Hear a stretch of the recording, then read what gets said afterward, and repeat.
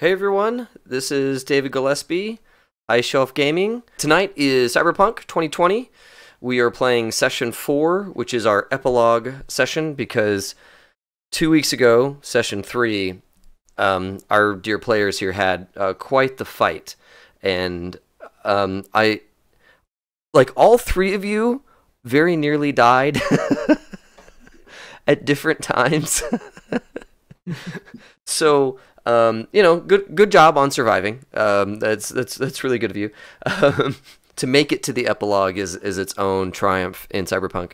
So anyways, I'm David Gillespie. This is High Shelf Gaming. This will be our fourth and final session for Cyberpunk Chapter 1. I hope to do a Chapter 2 maybe later.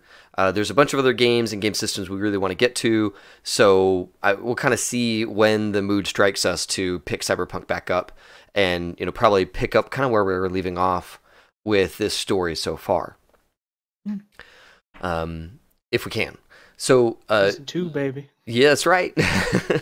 So, joining me is Hugo. He's just down into the, I think, left of my little window. Is Hugo playing Snitch Rich? Hugo, do you have any little bio intro for Snitch Rich? So Snitch Rich is basically an ex-corporate employee. He got fired from the corporation where he had basically worked and lived all his life, and he turned into a nomad. And basically, during the last couple of adventures, it seems like some of the folks inside his corporation, some of them are trying to get him back to work for them. Yeah. Some of them are trying to get him killed. Yeah, and the two people who seem to want him the most is Rich's old girlfriend, who turns out is an AI, and the VP in charge of her project. She has been suffering some problems ever since your departure, and at the end of the last episode or session realized that there was, even though you don't work for Arasaka, you could still do work for the team and help get her back into a smooth situation. Now, that hasn't actually happened yet. We're going to maybe touch on that during this session, but Rich has been pulled around by the nose quite a bit, so he's had an interesting couple of days. And then also joining us is Ethan, playing Dr. Weiss. Ethan, do you have any intro for Weiss? Agoraphobic, social anxiety kind of guy. He's not been able to be either of those things for the past few days, but yeah, you've been in the frying pan for a little bit, for sure. But when he's not doing that, performing surgery and cooking up recreational drugs. So Yeah, ever since your lab got toasted by Mr. Pepper Pants, you've been kind of out of work for your typical day job. So we left last session. You guys had kind of come to the conclusion that there were two different factions within Arasaka, one that wanted Hugo to come back to work, and another that wanted to basically take Hugo off the table so that your old department would continue to suffer and spin out of existence. And they were supposedly willing to throw a strike team at you guys. So during a benefit concert, maybe not a benefit concert, but a concert in memory of Henry VII, who was a compatriot of the group's, Solo, who got killed in the very first session. This concert was thrown together in the third session with a tribute song to Henry, and it was a really cool, touching song, super well made, and you guys had a giant crowd there. And while the show was going on, the strike team decided to make their move, because all of you guys were exposed and presumably stuck there for the duration of the concert. And so a three-man team entered by one entrance, and they were kind of eaten up by the mob. A VTOL, which is a flying car, effectively. It hovers and moves forward, left, right, on little jets, thruster jets underneath it that keep it aloft. VTOL was was observing the area, and as things started to go a little south with the three dudes, decided to insert itself into the combat. It didn't have much in the way of armament. It had one belly gun that it could use to find people and try and kill you guys. It was looking for you guys. It never, by the time it found someone, Hugo, you took it out with a really crazy well-placed 3-shot burst. And it was really lucky that all 3 of your rounds hit, because if only 2 of them had hit, that vehicle would have stayed in the fight. So, due to some incredible rolling on your part, the VTOL, the pilot for it passed out and probably died. Doesn't matter, though, because once he passed out, the car went nose first into the ground, flipped itself over via jet propulsion, dragged itself along the ground a little bit, and probably smushed whatever was in the car. But chasing all of you was a really terrifying solo. Y'all never really hurt her. You scratched her a couple of times with all of your rifle fire and high-end pistols and all that stuff. She was super well decked out from a cyber perspective, from a cybernetics perspective, and really, you did what I call name tanking. This is an EVE Online expression where, you know, if you can't bust something down with like your cool guy guns, you couldn't just throw a lot of people at the problem. And that's what Trace did. Is he was like, "Oh my God, there's an assassin in the back," and a bunch of concert goers were like, "I'll go kill an assassin, sure."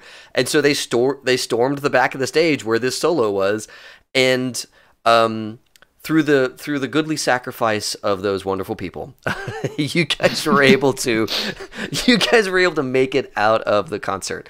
You know, as it is with all of these things, the VTOL got torched by some thermite grenade. So there's no evidence that VTOL was owned by Arasaka. Those three bodies were never found. The people inside the VTOL were never found. There were no Arasaka IDs on site. So though Trace is on video from thousands of cameras saying that Arasaka is there to kill you guys, there was no evidence that Arasaka was there, and whatever evidence that was there somehow got cleaned up in the chaos of the concert.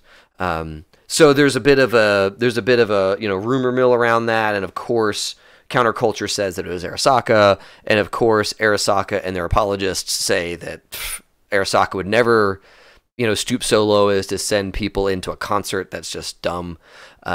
So there's this ongoing fight in the background. But most importantly, all 3 of you were pretty well jacked up at the end of that fight, right? Yeah. Like, all of you were in mortal, right? Mortal danger? Yeah, I was in Mortal Zero. I was in critical. Okay. So Snitch, you had the biggest gun, and you took the least amount of damage, so good on you. And Trace, and Phil plays Trace. He'll be joining us a little bit later. Trace got the worst of it. He took several big damage rounds to his right leg, I think. The thing is soup at this point. And it was really gruesome getting out of that concert. He was being carried by people, and she got another shot off on him and buried another round into his leg. And yeah, that leg is toast. And he was knocked out unconscious, stabilized by a stranger that was at the concert venue, and is several levels into mortal, but not dead because he was stabilized. So you guys left there and drove to Snitch Rich's family, your nomad family, and they are able to put you up. I do want to kind of get a sense of the accommodations they can get for you. So, Hugo, will you roll your family for me to see how many kind of family favors get pulled to hide you and your 2 friends? Okay, let me see. Got it. So that would be a 14. Nice. Okay. That's really good. Cool. So, yeah, your family is able to put you out in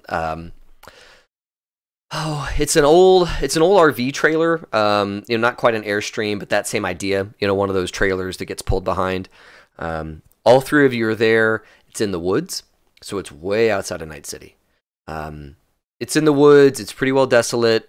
You guys have a family doctor who's around, providing medicine to all of you while you're on the mend.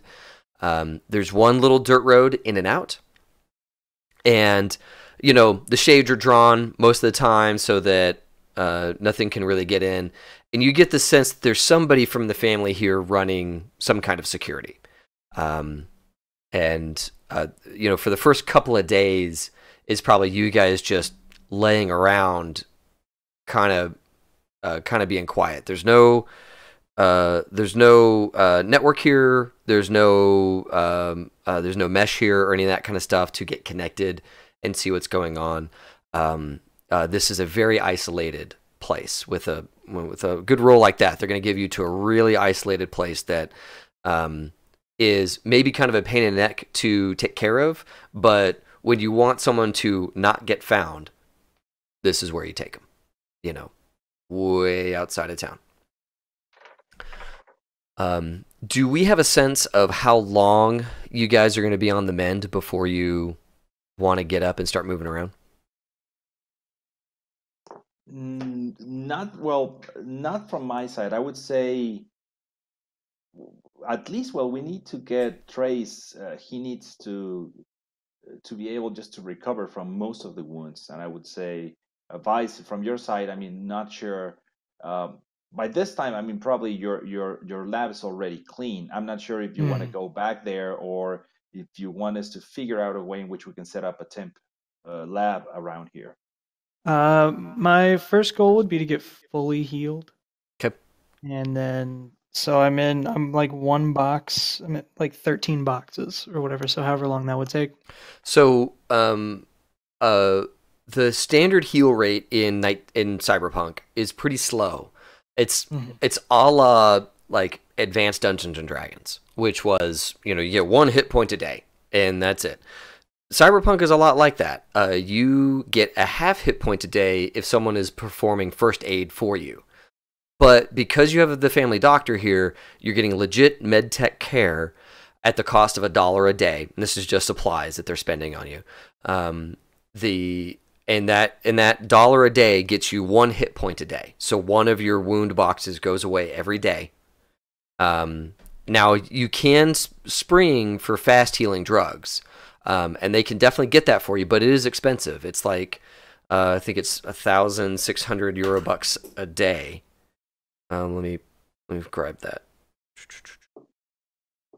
Yeah, 1,650 bucks a day, and that gets you 1 extra hit point a day. So for every treatment, you get plus 1 hit point, but you still have to wait a whole day. So 13 days, for 13 boxes, you can wait out 13 days before you're fully healed, and that would cost you 13 bucks. If you wanted to do it faster, you'd have to spring for the fast healing drugs. I personally, I wouldn't mind. It's basically 2 weeks. I think we can do it. I'm not sure from your side, Vice. I mean, if there's anything you need to do. No, not really. I eventually want to get set back up, but I'm totally fine just waiting. Okay. 2 weeks. Okay, perfect. Yeah, and I think this will give us also some time, because it's if we totally disappear, I'm not sure if Arisaka how diligent they will be in actually looking for us. But if we disappear at least for 2 weeks, that should help us. Yeah. Now, Hugo, you're not able to make the meat to pick up the lunch is getting blown off with your mom, and 2, you're not able to make the meat to get that Arasaka case. Do you want to have like Benny go pick it up, or somebody else in the family go pick it up, or how do you guys want to manage that? I think I'll probably get Benny to do it. Cool. I think we are in very good standing with him. I'm sorry, Hugo. I'm sorry, Hugo. You broke up after you said very good standing with him. Oh, so sorry. So yeah, I think we're in very good standing with him, and I'll use some of the money that we got from Trace from the concert just to give some extra money for Benny Sure. for Yeah. his Maybe phone. let Arasaka know first, because the last guy that picked up that case got blown to bits. Yeah, that would be tough because of where you guys are at. But you know, you could kind of give Benny some details so that he can maybe talk his way through it. Because he's going to meet with Arasaka security. They're going to be there with the case, and they're not going to just drop it. They're going to wait for somebody to show up. Got it. So what I can do is so two things. One is I think I can probably lend him my old security badge. I still have it. Yep. And if there's any way to do some sort of a recording, I probably mean just record a very, very brief message saying, "Hey, we trust this person. Just please make sure that you deliver the package to him, and he'll deliver it to us." Okay. He's doing this for security reasons. Sure.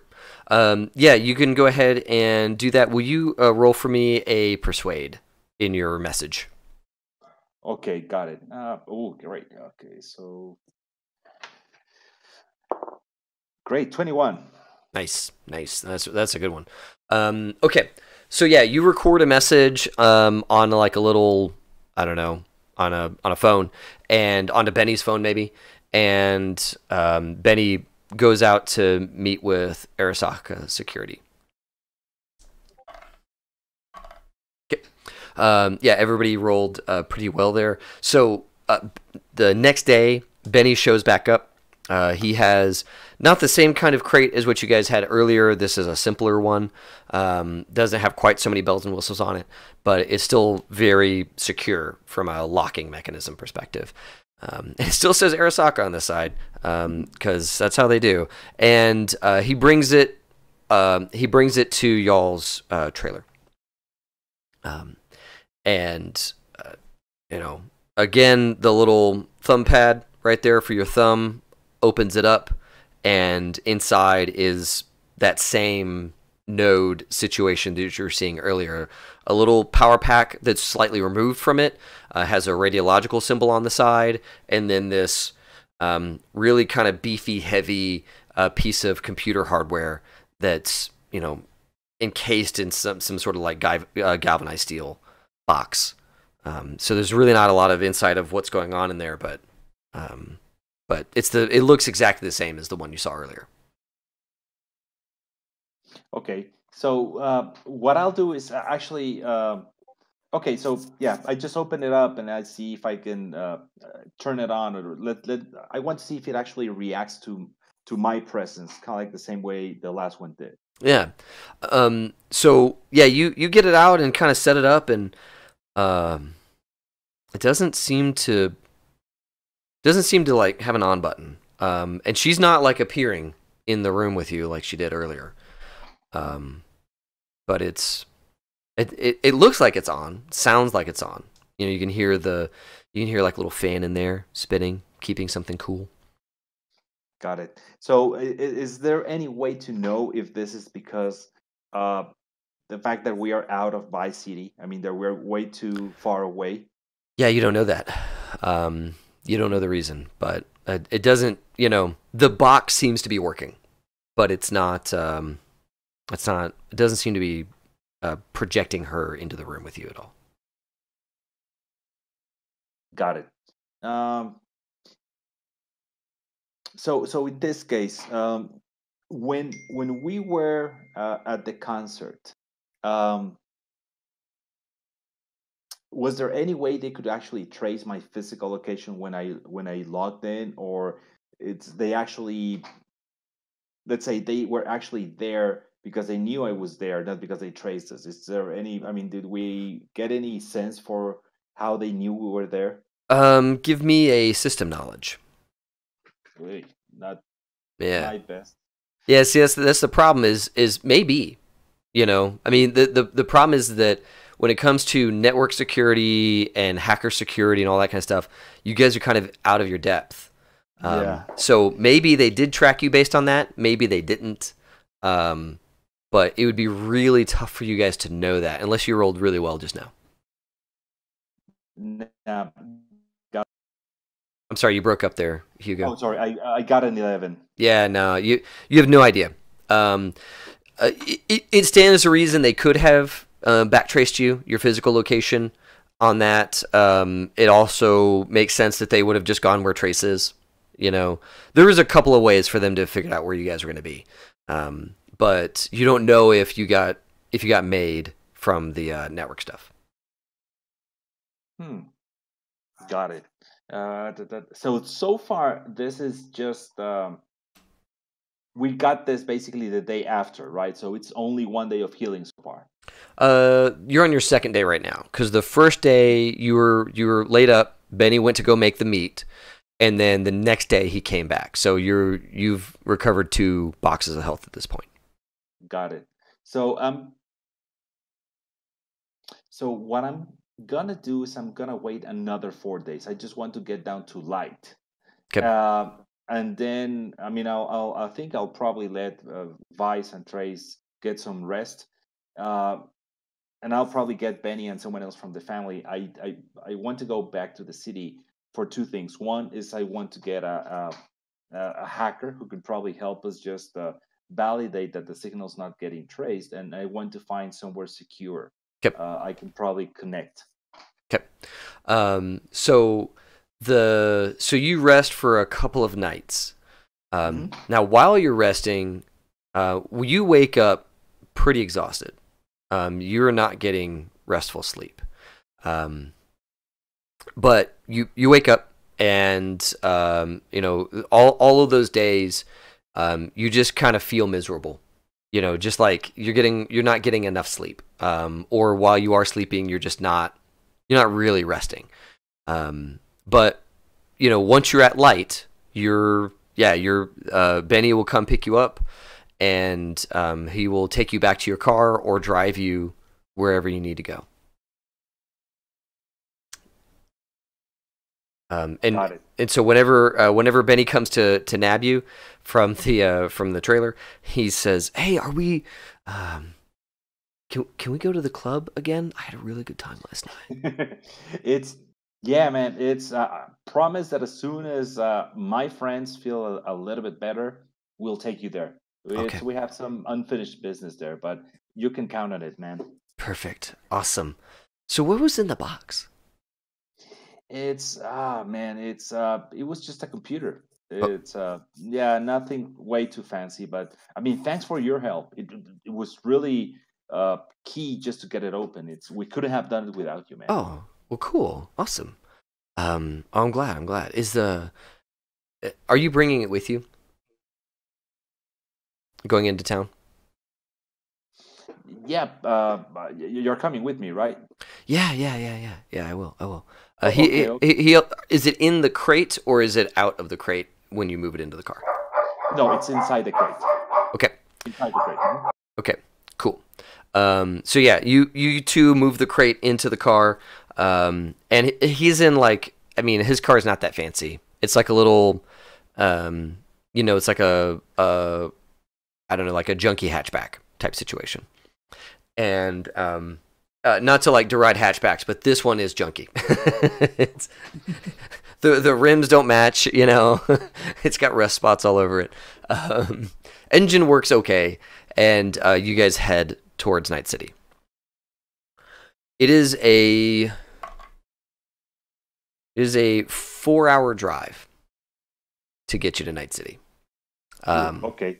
You guys are way out in the sticks, and as you round one of the mountain pass bends in that part of California, you see Night City in all of its splendor kind of open up as you guys drive down out of the mountain into the valley where Night City is at. You're going through, doors are locked. He's gunning it through the first 2 neighborhoods. You guys are barely stopping for stoplights. Like, he's slowing down to check and see if he can just blow through it. And he blows through these stoplights. These first 2 neighborhoods are kind of rough. And so you don't stop. And he gets you into kind of the more suburbanite area of Night City, and you guys are kind of through the hairy part of it. And Benny kind of looks over at you and goes, "All right, man, where are we taking this thing?"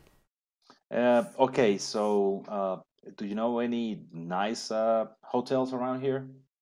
Oh, sure, yeah. There's the Best Cowboy over there. That's a pretty good one. Got it. Do you know what's the nightly rate for one of those? It's about 150 bucks a night. Hmm. Let's go over there. Okay. Let's get a room over there. Okay. Okay, cool. Yeah, he pulls in. You pull up to the, kind of leave your car here, and in a minute you go into the self-sorting garage that they've got. So he parks, goes inside, gets a room. All that's super simple. And then he's got a little tag that he puts on his car and pulls it into this little. He pulls it into this space that's it's on a disc, and there's a little bit of a track to it. And before he leaves the car, he says, "Do we need to get the thing out, or is it okay in the car?" No, let's get it out. We're gonna take it up to our room. Okay. So he pops the trunk. You guys get it out of the trunk, shuts it, and he clicks a little button or waves his key card, his room card, in front of this panel, and the whole thing rotates the car. A door opens, and the track conveyor belt just moves the car into this room. And you can kind of see there's a bunch of mechanisms in here. The door shuts, and you can hear some pneumatics and stuff moving the car into some sort of pre-sorted storage bin underneath this hotel. He's all right. It should keep my car safe overnight. I sprung for the garage parking. So let's get that into the room, yeah? Yeah, let's get it in there. And as soon as we get to the room, let's just take out like I don't know, like $100 and say, and just once we're at the room, just go get some beers, some snacks if you want something for dinner. Okay. And I'll wait for you. Okay, man. Okay, cool. So you guys get up to the hotel room. It's one of those Hive hotels where the room it's not like a room that you go and stand in and have like a coffee. It's like a shelf that you slide yourself into. Now, he sprung for the triple wide. So there's 2 beds and a little space in the middle where you can both sit facing one another with this crate. So it's a really nice Hive hotel room, but it's not like a go in there and stand around. Like you walk down a hallway and there's all these like Hive doorways, and you open yours and his, and the 2 of them are joined with this kind of little crawl space in between, and you crawl inside, bring the case in, put it in there, and you kind of hunch down, get in, pull the door shut behind you, and you can basically lay on the bed or get into the space between the 2 beds and sit. Got it. And that's it. And that's a pretty good hotel room. So there you go. I should just put a couple of those in Indy. Yeah, no, yeah. so rooming solved. So crazy thing, they're all over the place in Tokyo for like business travelers, all over Japan, and definitely a bunch of the cyberpunk like what is it? One of the really cool video games has it. Anyways, I've always liked him, so definitely you're in a Hive hotel for today. Great. Okay, so I just make sure that Benny gets out. I mean, as soon as he gets out, I just go ahead and open the case. Cool. Awesome. And I see if I don't know if it turns on or if I start getting a signal or anything. Yeah. So Benny's gone. He's gonna get food and snacks and all that kind of stuff. And pretty much as soon as you open that case, you feel you feel her presence, and almost instantly see her. Excuse me, sitting across from you, in your little Hive hotel. And she says, "Rich, it's very good to see you again." It's nice to see you. It's I wasn't sure if it would be safe to meet you. I'm taking some extra precautions, but um, I want to ask you, do you know if there's any ways they can trace this conversation, if they can follow us? Not the conversation, no. You and I are in a private connection, so only myself, you, and the people on my team could have access to this. But for right now, it's just you and me. Got it. Now, So I'm the case does have a tracker on it, and so does the node. But those are all the tracking of all those is being done by our team, and not by the other one. So this is not a general asset that is trackable by all Arasaka. It's only by our team doing the macro research. Yeah, I can definitely help you, but I just want to be sure that my friends will be safe. I mean, what happened the other day, it didn't go as planned. Fortunately, they made it out, but there's no way I'm risking my friends again. So, I mean, can I trust you that this will be? I mean, it's safe for me and for them. Yeah, I'm sorry to hear that it didn't go well, and I'm glad that you and all your friends made it. My understanding is that the location device on this stays within our group, and that other groups won't find out about it. If I find out that someone else has, I will let you know as soon as I can. But my understanding is that it's safe. Physical security and data security is not in my scope. It's not something that I am involved in. So I'm speaking to this from a layperson's perspective. Understand. So tell me, it's apparently the favors you're asking me to do for you. It seems like it's getting some of the other folks at Arisaka nervous. So, what is it exactly that you need from me? How can I help you? So you just by having the node near you has already been helpful. I've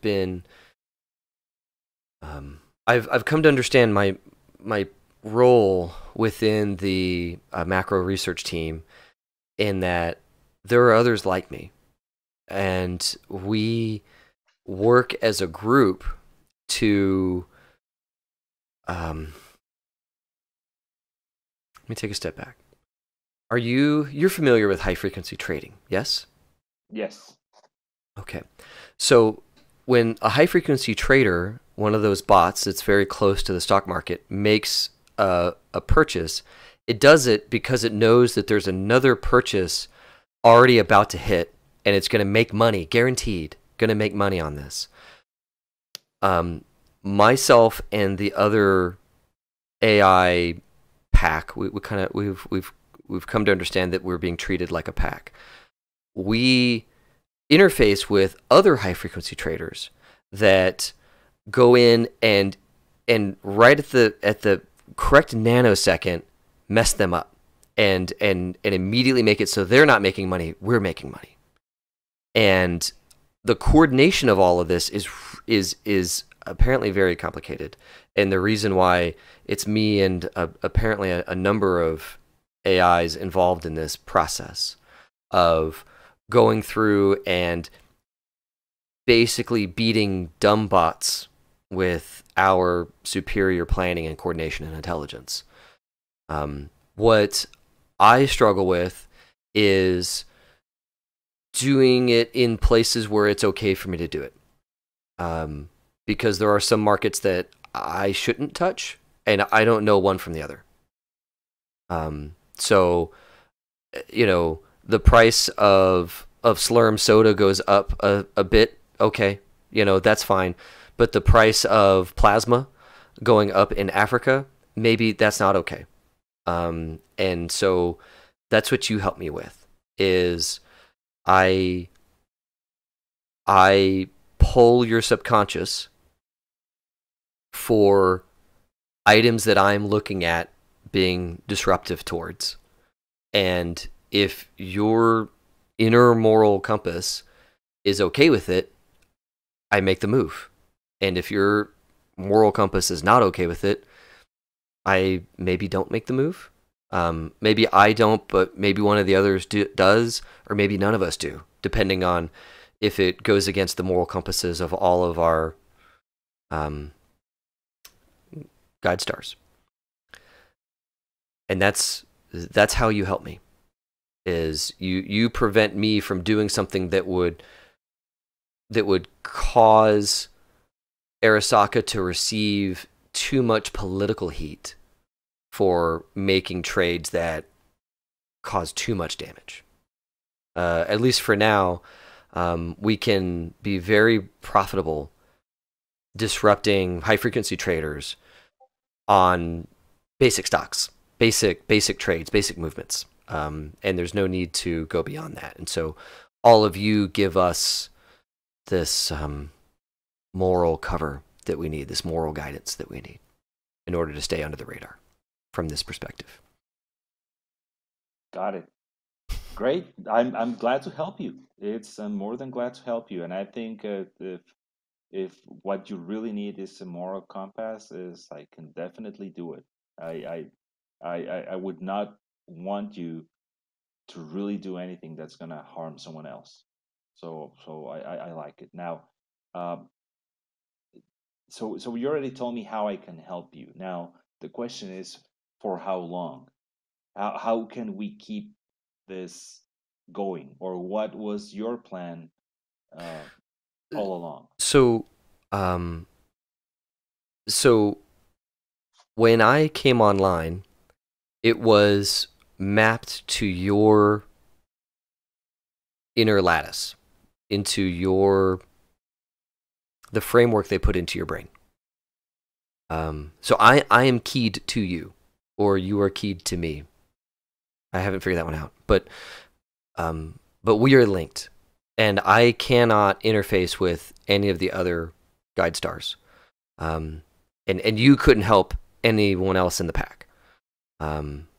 So it is a you and me pairing.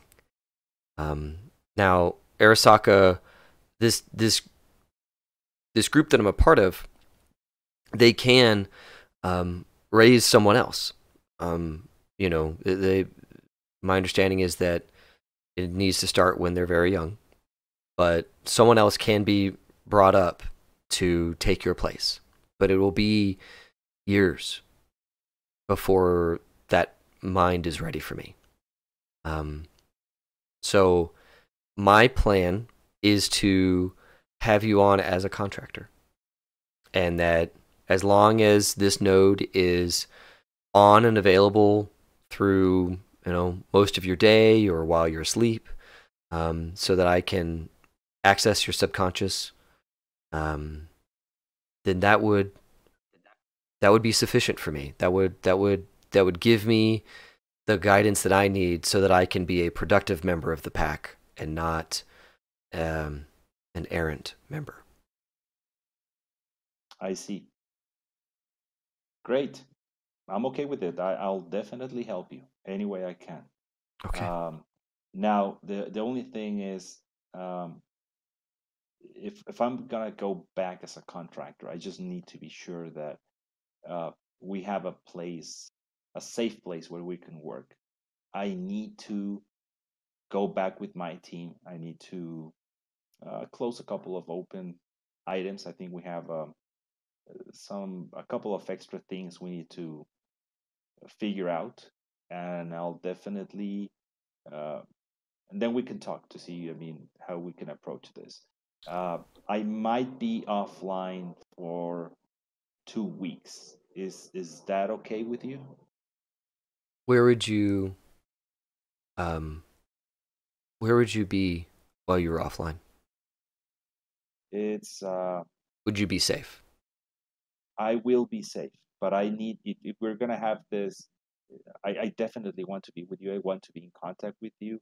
I just need to be sure that we no longer run the risk of running again with this solo and the other guys that try to kill us. So I just need to be sure that whatever we might be, whatever I, I can interface with you, it's safe. And I need 2 weeks just to sort things out. But it's and we can take it from there. I'll be more than glad to help you. Okay. Then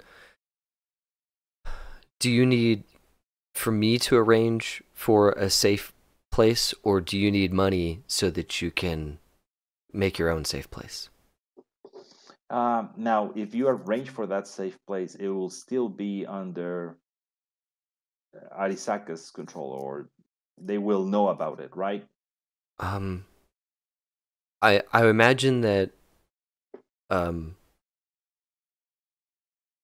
I imagine that we would be able to hide it under a shell corporation and make it very difficult to find, but you are correct that at after a sufficiently long dive through paperwork, they could eventually find a purchase order that led to the acquisition of that address. Got it. So no, in this case, if you can help me with the money, I'll figure out a way or a place where we can stay. Okay. Okay. Yep. Great. So if you're okay, we can get together again in 2 weeks from today. Okay. Okay. Where will my node be during that time? It'll be with me. I'll take care of it. Okay. Okay. All right. Great. Thank you. Thanks, Sarah. Talk to you in 2 weeks. See you then. And she doesn't leave. Mm-hmm. She just kind of sits there, and you can see her kind of thinking about things.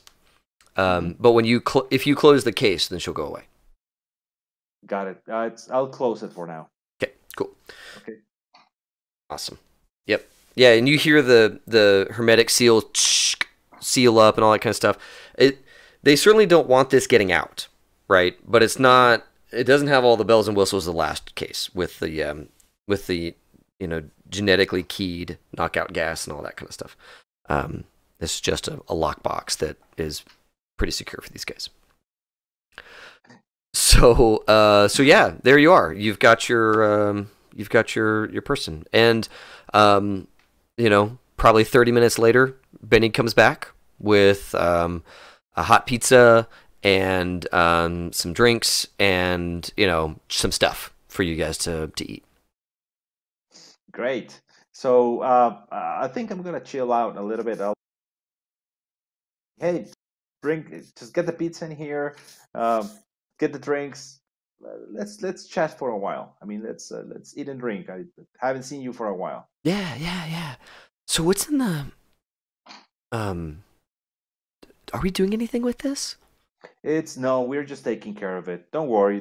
It's as long as we take care of it, as long as we keep it safe, there's no problem with it. It's not like the last one, is it? It's no. This one's safer. Okay.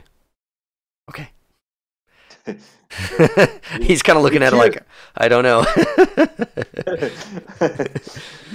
Man, yeah. I just try to get him to chill out. It's like, hey, talk. Let's eat pizza, and I don't know. It's probably 1 or 2 hours later, we could just check out of the hotel and just go back. Okay, cool. Yeah, you guys hang out, and you guys, whenever you're done eating and hanging out, get back in his. He retrieves his hatchback from the sorting garage, and you guys make your way back. And it's again a nice long drive out of town. There's that neighborhood that he guns it through, and you can hear some gunfire, not like at you guys, but you can just hear guns going off.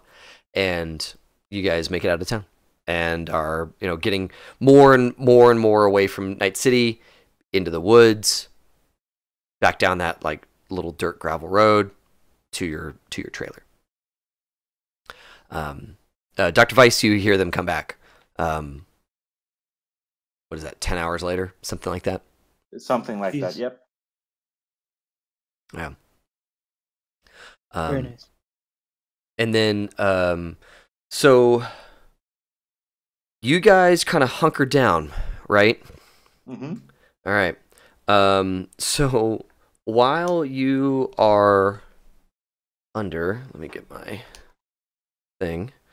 There are a number of news headlines that run y'all's way. One is about the concert itself that Trace's. They're calling it a benefit concert. Trace's concert for Henry VII was a crazy smashing success with blood in the streets. 22 dead, 50 plus wounded. It was a crazy rager. And there's all kinds of reports just around the violence at the concert. There's some microblog about Trace's package. There's a huge rumor mill around Trace and the other band that they're going to be working together again in the future, with a ton of people for it and way more people against it. It is the current meme war in the music scene of Night City. Are these two groups going to work together, and what do people think about that, and all of those things. And then there are pictures of all of you. Well, maybe not you, Vice. Probably not you. But there are pictures of you, Snitch Rich, with your rifle raised, shooting the VTOL, shooting the helping people get medical attention to Trace. There's images of all of that, and then there's a ton of conspiracy theories about what's happened to you guys. That you have been abducted. You've been put into black vans by Arasaka. You've been taken by the cops. You've been taken by Militech that wants to figure out what your angle is on Arasaka.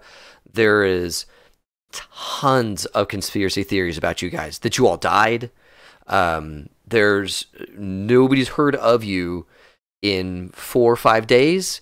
You are basically, top rumor mill mystery list for certain sections of Night City, as people are, really kind of wondering what the hell is going on with you guys and where have you been?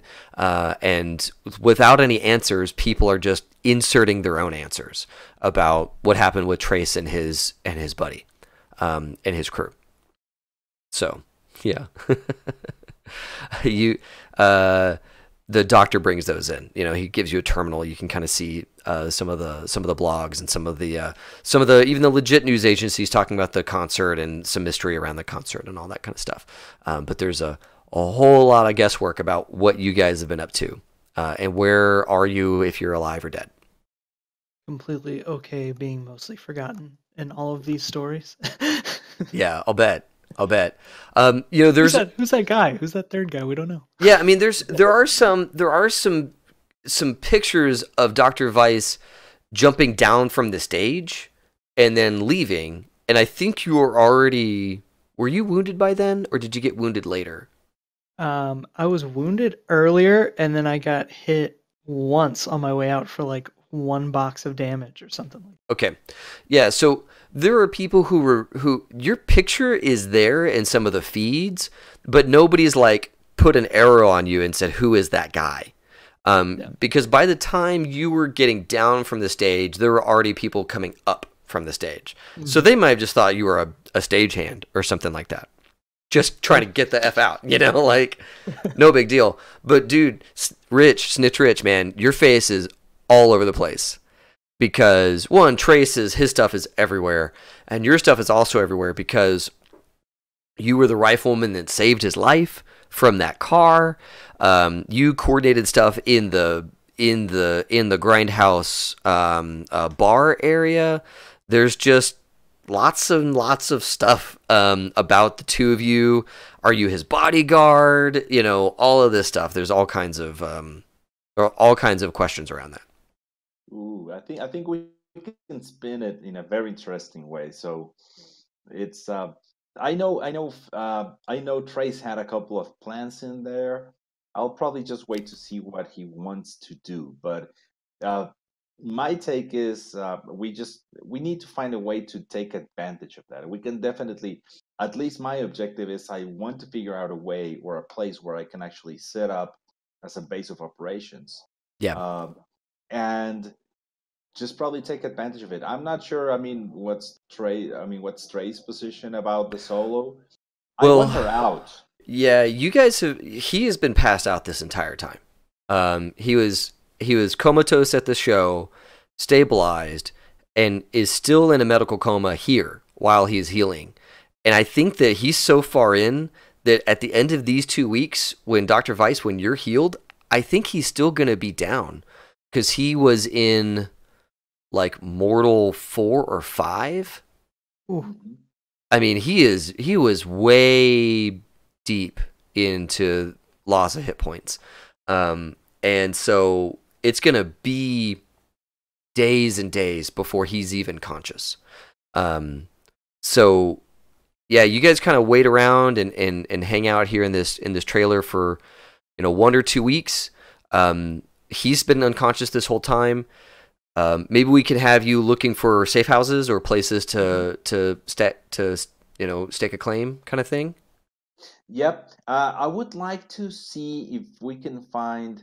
Well, unless Vice has a different opinion, I would like to find something close by to where to Vice's lab. I mean, the closer, if we can be close together, it'll be great. I mean, that's priority number one.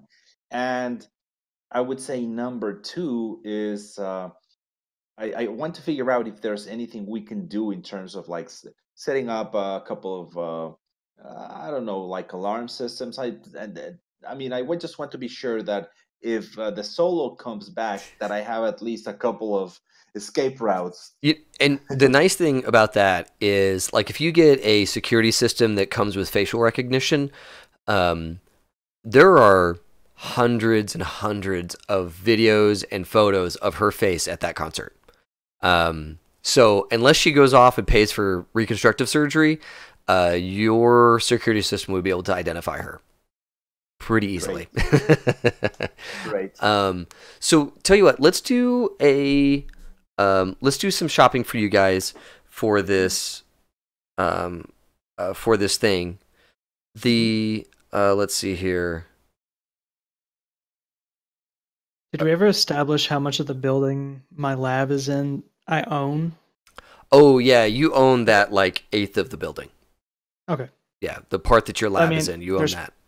Probably like some left in that building if they wanted to get place on like another floor. I mean, there are other businesses there that are renting there, but definitely, I mean, above your lab is probably also owned by you, but useless space.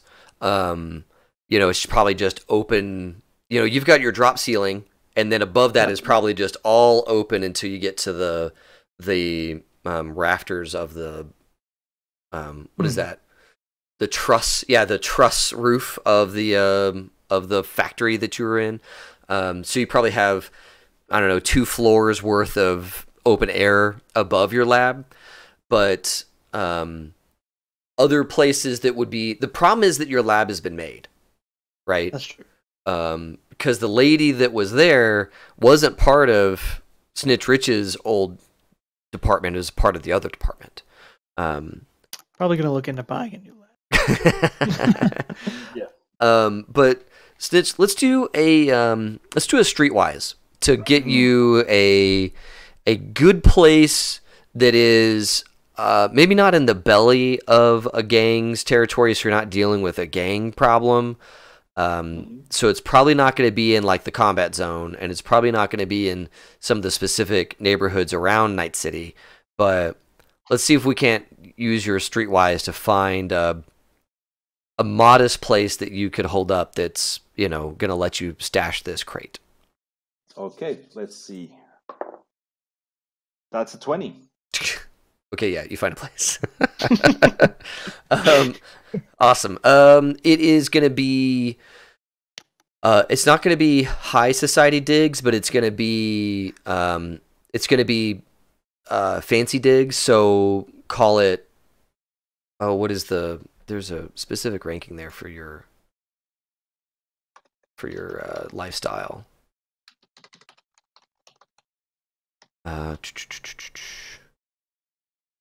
It's at the end of.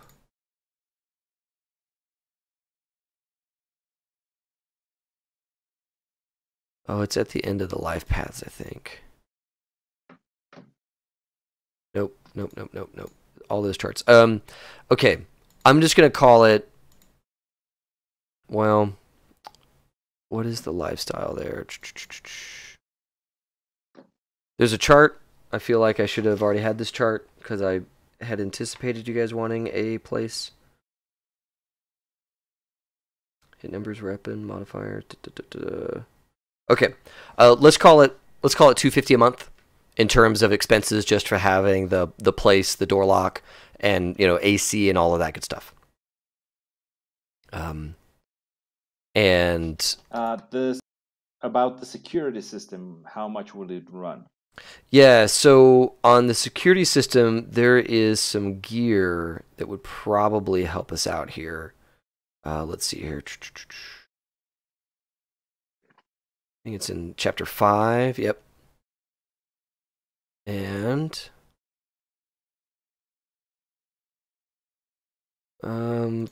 weapons, description, we don't need rifles. We don't need that stuff. Okay. So first off, you can do a fancier and fancier door locks. So like a straight card lock that's tougher and tougher to break into, or even a voice activated lock. So it's kind of biometric locking. You can get one of those. Those are 200 per level, and the level is level of difficulty to break. So just the lock itself, and then let's see here. Security scanner is 1,500. Sensors, $40 a sensor. Remote sensors. Yeah, I think that you could probably outfit this place with pretty decent security, not like an auto turret or anything like that, but some cameras that are watching out and all that kind of stuff, with maybe some sort of facial recognition subscription, all that kind of stuff. You're probably looking at, let's call it $900 to start, with a $50 a month subscription fee to the facial recognition service for your cameras. Got it. So it would be, let me see. So it would be 900 as a 50 per month plus at least a 250. So we're talking like 1,200 to start. Yeah. Oh, here, I got the housing situation. I overcharged you on the Coffin Hotel. I'm sorry. I should have charged you 60 on the Coffin Hotel. It's because it's normally $20 a night. So okay. Since you got a triple wide, it's 60. The house, here we go. The house is normally 150 a month, and then depending on where it is. So if we call it the moderate zone, it's actually double that. So it's gonna be 300 a month for the house. Okay. So yeah, I think that, what would that be? That would be 12, maybe 1,400 to start, with an ongoing cost of 350. 3 for the house, and then 50 for the security. Yep. The facial recognition. Yep. Got it. Okay. I have the money. I mean, I'll once everything's set up, I'll figure out how I can get Arisaka to pay for it. But right now, I have the money just to cover it. Yeah. Well, and you're by the end of those 2 weeks, there would be messages for you. I'll have to wait for you to get back into town so you can check those. But they've got a contract for you with payment and all that good stuff as well. Great. Yep. Okay. Yeah, I think, okay, so definitely I'll get this. And the other piece I really want to get ready before I go back to the city, well, or before I actually settle down, is I want to get some of those armor-piercing bullets. I just I want to be ready for the solo. Yeah, definitely. You can count me in on those. Yeah, let's find your AP rounds.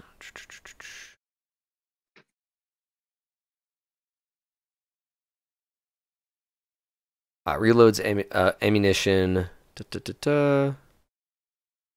Micro missile reload. How about that? Armor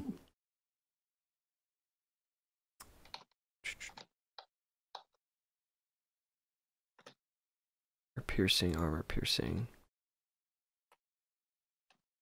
I will have to, because I think it is the cost of the rounds times a certain thing. So, for interest of time, we will do. What kind of gun do you have? You have an assault rifle. Is that right? It's yeah, I have the AKR-20 Okay. assault rifle. Okay, so a box of 100 is normally $40 for that assault rifle ammunition. It's gonna be, let's call it 80 times 2 for basic AP. So if I find something else that tells me different, but I think weapon reliability, damage ammunition. Yeah, I'm not seeing where it talks about the price jumps for different types of ammo, because I know there's a bunch of different price jumps for different types of ammo. So I'll just do, for now, it's double price, so instead of 40, it's 80 per 100 rounds for that. And then you, sir, wanting, you have a heavy pistol? I have a Colt AMT Mod 2000. It's like a very heavy. Oh, very heavy. Okay, so a box. I got the hand cannon. Yeah. So a box of 50 instead of 100, you get 50 rounds per box. That's normally $20. To make those armor piercing is going to be $40, and that'll get you 50 rounds. They're super duper armor piercing.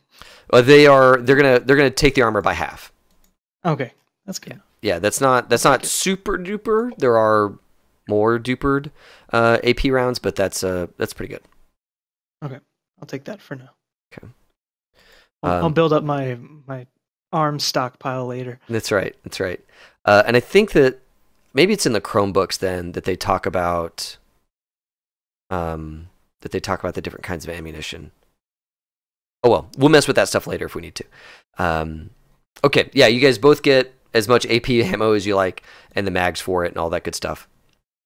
That's super easy to come by. Got it. Okay, so basically for my 2 weeks, I mean, that will be what I'm gonna be focused on. Once the 2 weeks are, let's say, are by, we are fully rested.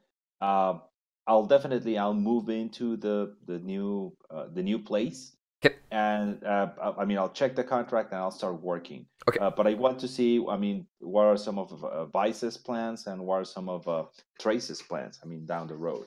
Yeah. So, the contract that you were offered is basically a level 8 corporate contract for $7,000 a month for you to basically just have this box on and working while you are on your downtime. Okay, I'm okay with it. Yeah. I'm definitely okay with it. Awesome. Cool. Good. And so Dr.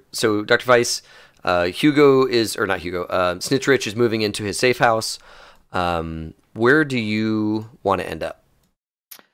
And during these 2 weeks, you are ambulatory. You can walk around, but they want to keep you here in this like little place for as long as they can to get you healed up. Yeah. So I kind of want to get a new place to live that is not my lab. Okay. Awesome. That maybe has like a little back room for me to do my chemistry on the weekends. Like still have my day job for like the medical lab stuff, but like as far as like a chemistry set, Yeah. setup. Getting all of that is expensive is the problem for you. It's because you need clean space, you need centrifuges, you need all this gear, which is helpfully in your lab. But you could, I guess, take away some of the glassware and some of the equipment from your lab and move it into your apartment or wherever you're going to end up. Do you have a how do you want to go about finding a new place to live? I was thinking maybe like an apartment or a condo in one of the higher end areas. Maybe like Yeah. Stay under the radar because I'm so close to where I shouldn't be. Okay. Let's see here. So, house in, say, the corporate zone would be 150 times 4. Yep. I mean, I think my salary is like 15,000 a month or something. So yeah, so you drop 600 for the house, and excuse me, and that gets you a pretty nice place in the corporate zone. If you double that, that'll get you a separate space for your lab, for your in-home lab. So instead of 600, it'd be 1,200. Okay. Yeah. All right. Perfect. So yeah, you've got a really nice place that has a separate area where you can do your lab work, and yeah, there you go. And once I'm kind of mended, I guess I'll probably start going back into town and trying to get set back up since my lab's probably been clean for weeks now. Yeah, so 2 weeks on, you're free to go. And Benny will take both of you back into town. You're both fully healed. Trace is still knocked out. I mean, he's only had 13 days of healing, so he would have gotten from Mortal 5 to, what, Mortal 3? Should be like 2. Okay. Depending on how far he was in Immortal 5. Yeah. He's in 2 or 1. Yeah, okay. So yeah, he's still knocked out until he at least gets out of Mortal 0. He needs to get out of that, and then he'll wake up. So he's still got another, what is that, week 2 in there? A week and a half, something like that. So you guys are both fully healed and rested, and Benny will take you back into town. You get into town. Yeah, your lab is spick and span, spotless. It's all locked up. The contractor that you were working on, he went ahead and replaced your lock because he knew that you had a security vulnerability. That's the reason why they all got in there. So you have a new lock on the place, and you guys do a quick meet up, and he gives you the key to your place. Okay. I also want to do some enhancements on that security system once I'm settled back in. Yep. Maybe reroute it to another box that's not on the outside of the building. Maybe see if I can get that done in-house to where you have to be inside to mess with all the wiring. Yep. If I could do that, I mean, that probably cost a lot, but... Yeah, I don't know what the costs for that would be. I mean, that's just labor from a security specialist or from a physical security specialist. So essentially be taking my lab power off of the main power. Like I would even buy like a generator or something to keep it self-contained power-wise. Okay. Then so that way something like that can't happen again. Yeah. Yeah, so for something like that, there's not really anything in here for me to go off of. So let's call tell you what if you had, like, you still had the power from the town, but you had a nice big battery backup that would let your lab run for like a day, let the security system and all that stuff run for like a day. So, that works. Okay, cool. We'll call that, I don't know, $900? Sure. I don't know. I don't know how much that would cost. But we'll throw a number at it just so you've got something. And then I did mention earlier he put a nicer lock on your door, but you could go much higher with those locks. Yeah, I want max lock and maybe another auto turret. Okay. So let's see here. Let's look at security locks. With a whole lot of facial recognition. Yeah. So the key lock, card lock, vocal lock. So you could do a maximum security lock, which is 1, 2, 3, 4. That's the 4th level of lock. Each type. lock is. Oh, nice. So you tell me how far you want to go with this. You can get a regular key lock that also has a card and biometrics. So you could have all three things spent on this lock. I'm just pulling up the security stuff. So the key lock can be a level 30 to break at 20 times 4. So here, let me math this whole thing up. 20 times 4 for the key lock. For $80, that can be a level 30 to break the key lock. Sure. And then for another 400, it can be a card lock that is also level 30 to break. Let's do it. And then the biometric lock, you can also do that for another 800 on top of all that. So for the cool price of $1,280, you could have a lock that has 3 layers to it. Each one is maximum security to break. It's a level 30 skill check to break that lock. Done. All right.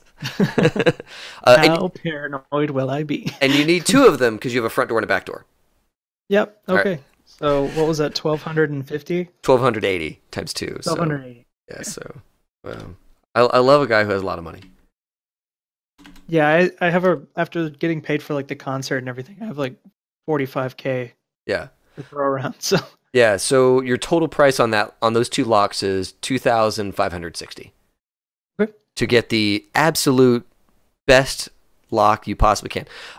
Now, cool. Yeah, you're good. You're good. I love it. And all that's contained. It'll still run even if you cut the power. So. Yeah. You've got your internal battery backup that will run. Certainly, the lock will stay on forever on that giant battery, but that battery is good enough to run all of your stuff for a day, which would include things like any kind of like life support that you have for somebody you've just done a surgery on, all of those things. So if everything's turned off and it's just your security system, it'll probably run for probably 3 days. But if your lab is up and running, this battery backup will keep all of that going for a full day. Does that make sense? Yeah, I'd be willing to throw a few more thousand to like reinforce the doors, walls, and ceiling, just because this is max paranoia here. No, I get it. I totally get it. That's let's side effect of my drugs. Yeah, let's go ahead and toss another couple hundred for doors. You probably get the walls reinforced so that somebody can't just like cyborg just run through your I totally happens when somebody's all borged out. So I got 4K I'm willing to throw at it. Okay, cool. So you spend a couple hundred on doors, make those steel reinforced with full seam, what is that? Hinges. The hinges are full seam steel. So I can't, as a cop, I can't just go up and go boom, boom, boom, and I'm through your door because I've hit all 3 hinges. I'd have to sit there and cut or blowtorch the whole thing. And then the rest of that 4,000 would all be spent on reinforcing your walls and ceiling so that somebody can't just like run through your stuff when they're all borged up. Cool. Do you do like, Rich is telling you to spend 10K on this. Do you, I got it. Do you go for, you have a turret in here that will shoot people if they get in. Do you do anything like, just as an example, would you want to spend another, say, 1,000 to make that wall reinforcement electrified so that if a Borg goes through it, they'll take a bunch of amps and joules of electricity? Sure. Okay, cool. Even like if I can get like an EMP field even. Yeah. You run through any cybernetics, you're done. Yeah, all right, cool. Yeah, let's throw another 1,000 at that. So cool. Yeah, you've got and definitely like facial recognition, and if I could get away to where it will recognize Arasaka ID badges. Yeah, you can. Well, the great thing is Arasaka ID badges are all RFID, so you get an RFID scanner, and you plug it up. Well, you'd have to find a guy that could feed you what their RFID codes are which would be a hackery thing. But the facial recognition, $50 a month to subscribe to a facial recognition server. Sure. Okay. But yeah, I mean, I don't mind finding the guy to do the RFID thing, and then I'll just give Rich's card a little green light when he walks up to the door.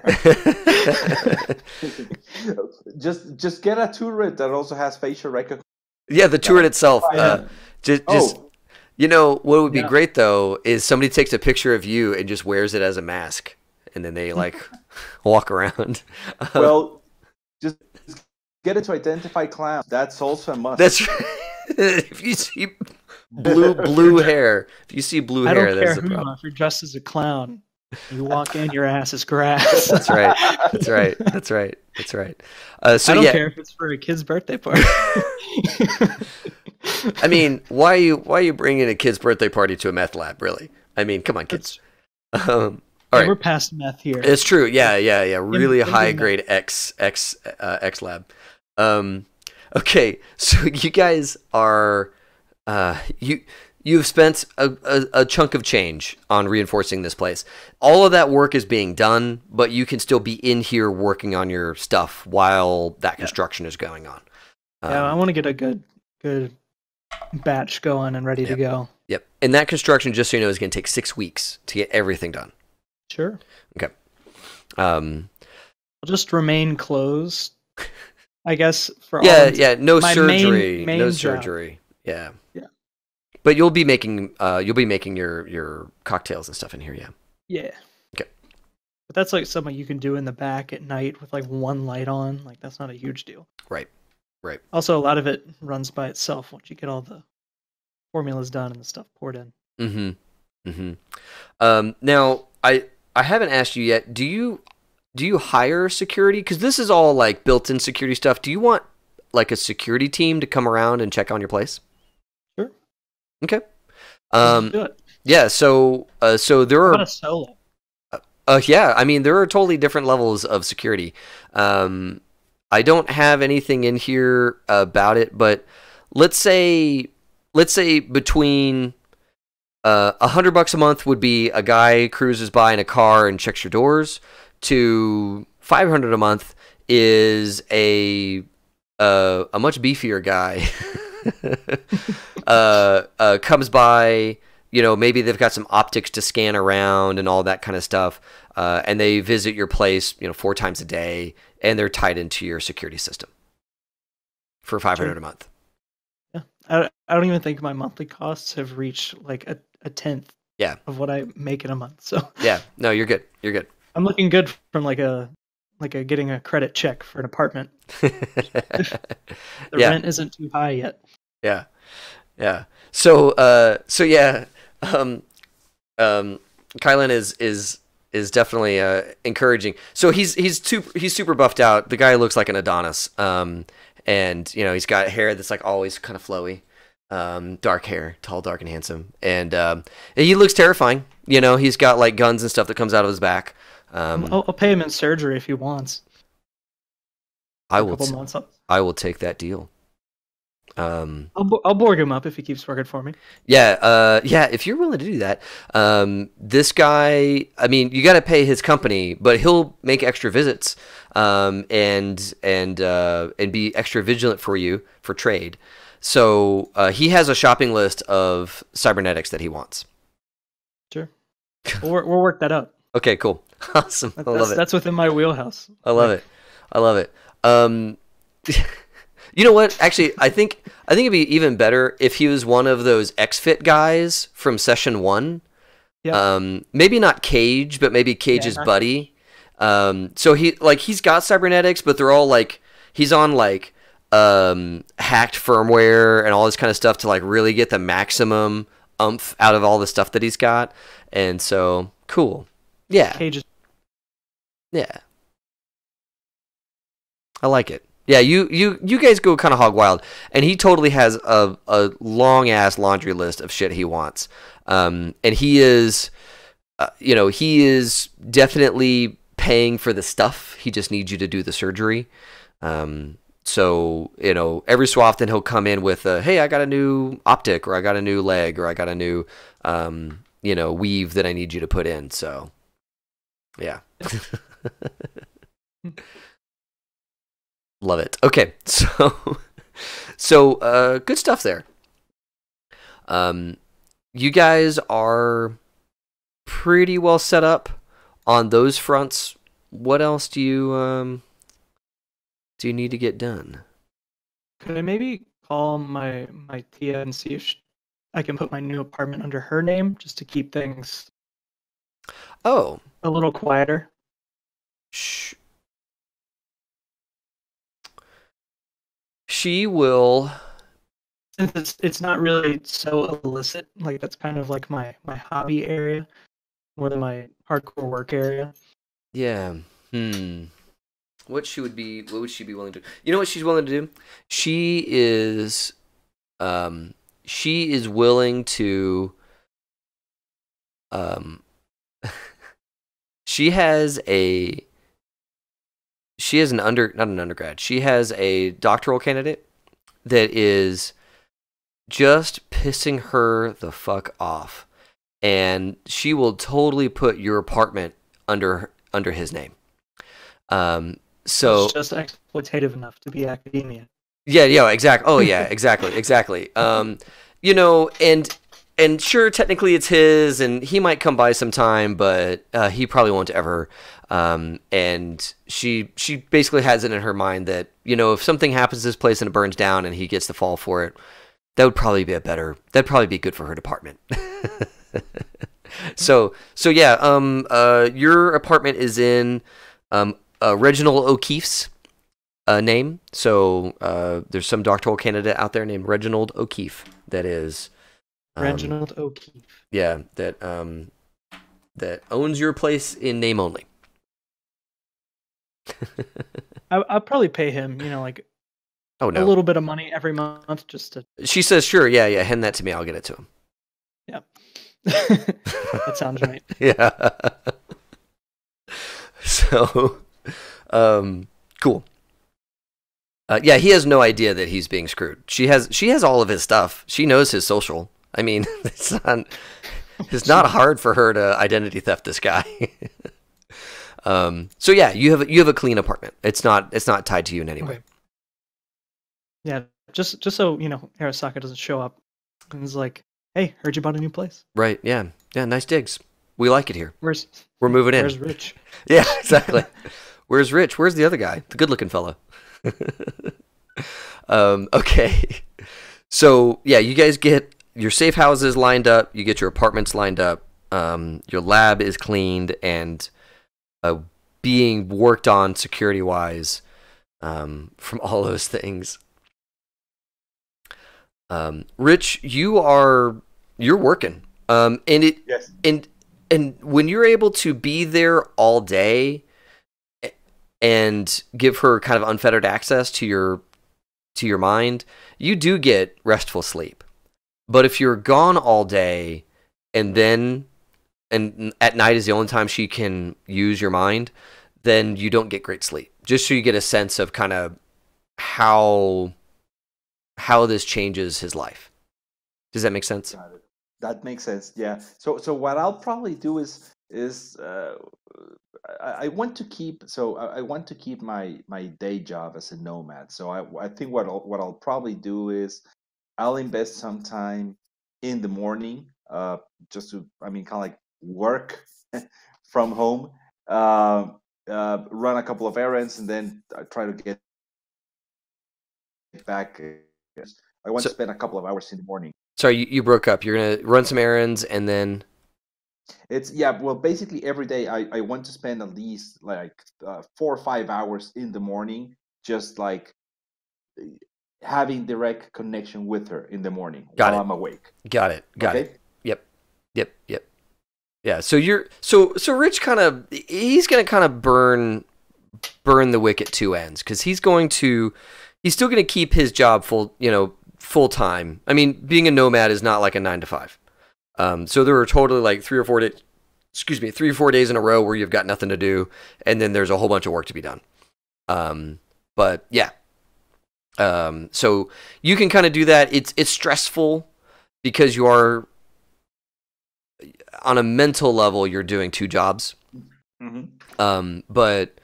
But physically, your body is fine. You can definitely handle that. Okay. So that gets you guys pretty well sorted out from that perspective. I'm going to say it's been another week. You guys have kind of fallen into your routine. You've gotten your lines of income going again. You've got all your places sorted out. The construction for your lab is still ongoing, but everything else, the dust is settling. Trace is still unconscious, but you guys are reaching an equilibrium where you can get by and do what you need to do. One of the things I want to do while this stuff is going on is get a little bit of an idea of where Pepper Pants might be. Okay. What he's up to. Yeah, how do you want to do that? Quietly. Yes. Yes, I can help you out with that one. I can help you out, definitely. Just maybe like a friend of a friend of a friend of a friend who's like, yeah, I know where he is. I know where he hangs out. Sure. Snitch Rich, how would you like to help Dr. Weiss in his hunt for Mr. Pepperpants? So I think if he can pay some sort of a fee, or let's say offer some money for information, I can probably get the family to say, hey, I know this guy who's offering money for any information that leads to a Mr. Pepperpants. Yeah, absolutely. Absolutely. I mean, that way there'll be no connection between Vice and Pepperpants at all. Yeah. Okay.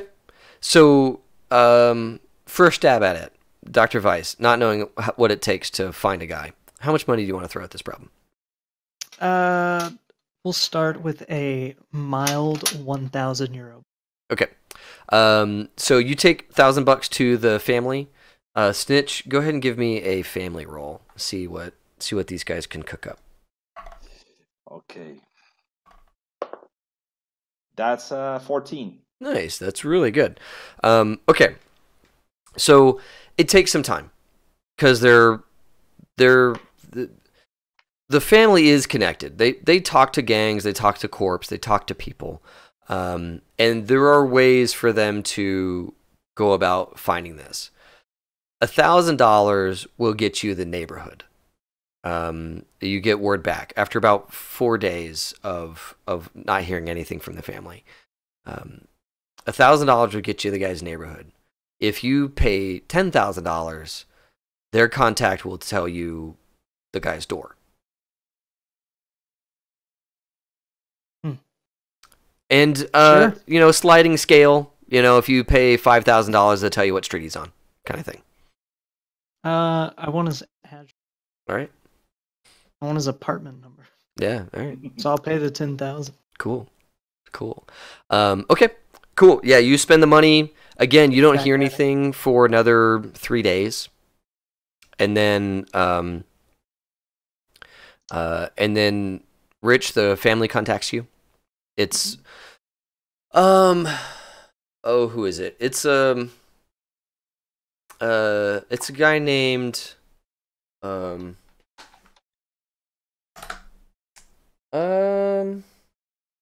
Gibson. It's a guy named Gibson, and he says, "Hey, cuz, how's it been?" Hey, man, it's everything's great. So I got a little word back for the guy you've been looking for. Mm-hmm. Did you know your guy's a bozo? Yeah, we know he's. All right, I'm just All It's, right. Just making sure you know what you're working with there. All right. It's from being a. That's your main concern, or you found out if he's well connected? No. I just wanted to make sure that your family. I don't want you to. I want you to know what you're working with. I got the guy's address. Got it. And before I gave it to you, I wanted to make sure that you knew what you were dealing with. Yeah, we are extremely aware of it. Don't don't try and sell the guy Girl Scout cookies or something. Like, Oh, okay. No, no, don't worry. all right. So, good news and bad news. Mm-hmm. Good news is Mr. Pepperpants lives alone. Mm. Bad news is Mr. Pepperpants lives in the combat zone. In the combat zone, there is an old rail yard. Back before the fall, trains ran all over this country, all over the world. They don't run so much anymore because, rail lines are all jacked up.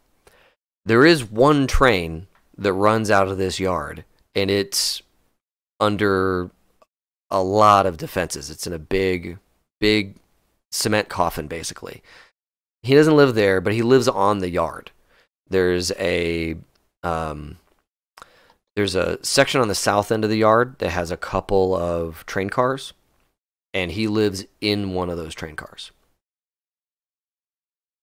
It's an old Santa Fe car. It's got the cart number is 47625, and it's one of those steel numbers where all the walls are steel, and there's a big garage door on one of the carts. He never uses the garage door. He always gets in or out by some kind of trap door. But yeah, Mr. Pepperpants lives in that car. The yard itself is currently under Bozo control. But there's not a lot of bozos there, mostly because this giant war barge that lives in the big steel coffin or cement coffin is there, kind of keeping the whole place really quiet. But the bozos technically control that territory. So if you approach him from the south, you're going to be going through bozo territory. If you come in through the rest of the yard, you're going to be in line of sight of that big warehouse housing the train. Got it. They're a little jumpy over there. That train is the only train that works in Night City. It's a bit of a war barge, and so it is very heavily defended. And there's basically, I don't know, 200 yards or so that's just a no man's land. Like, if you get within that area, they're going to light you up. So you don't want to get too close to that building, and they got spotlights and all kinds of stuff, so it's a big pain in the neck. But yeah, that's where he lives. He lives outside of that zone. He lives outside of the no man's zone, the no man's land. But yeah, make sure you get the right car though. There are 2 other cars nearby. I don't know who lives in those, but he lives in the one I gave you. Got it. Oh, thanks, man. And we'll stay in touch. All right, man. Okay. He hangs up. Great. Oh, Vice. So I just got a hold of Vice and just pass along the information. So Vice, in this case, my only concern is I think a frontal assault might be way too dangerous. Do you have any other ideas what you want to do? Part of me was just planning on paying somebody to go get him. But that's probably expensive. But that sounds like a much better. I can save up. I'm not in a hurry. You save up 6 months. Go pay like 5 solos to go get this guy. Yeah. Kind of the plan. Smash and grab, go get it. I'd pay bozos if they were up for it. No, they're not up for it. Okay. Yeah, they won't turn on their own. Loyalty. Yeah. Disgusting. Yeah. They will absolutely take your money. Mm-hmm. And then not do anything for you. But they will yeah. How much does an airstrike cost? I mean, if we get into it, how much is a combat cab ride?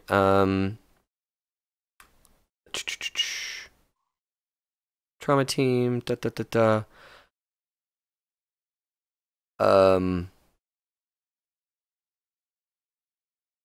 I think a combat cab is like $100 a mile. And a combat cab is the same car that Trauma Teams uses. It's the big armored combat AV with guns and guys with guns, and I mean, yeah, they're totally combat vehicles you could hire.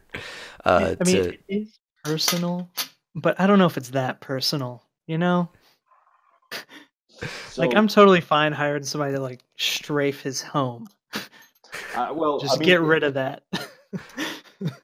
So you would pay, just hypothetically, would you pay an off-duty combat cab team to strafe this guy's house and just kind of hope that he's in there when they do it?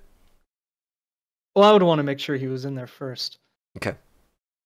If his home is connected to the net, I was interested in maybe hiring a net runner if he's got security to get me a line into that feed. Yeah, we could see if he's on the net very much, or if he has much of a presence there. Mm-hmm. Yeah, but I mean, it costs $10,000 to get his address. I don't know. Right. Yeah. Might be some saving involved. Yeah. Well, and part of the problem is that he was a bozo in bozo territory, and so you had a lot of physical stuff that was causing you problems. And they were like, yeah, we know he's in the combat zone, and I kind of get a sense for it. I'm not going in there without a lot of money. Whereas a netrunner, excuse me, if he's protected by black ice or black icy, then they would say, yeah, that's money. That's real money for me to go and try and penetrate that. I'm going to need $10,000 to get through black ice. But if he's not protected by a firewall that will kill the netrunner, it's going to be a lot cheaper. Part of me just feels like Pepper Pants doesn't have very good net know-how. Right. Like, I would assume he wouldn't. Right. Well, now, here's the thing.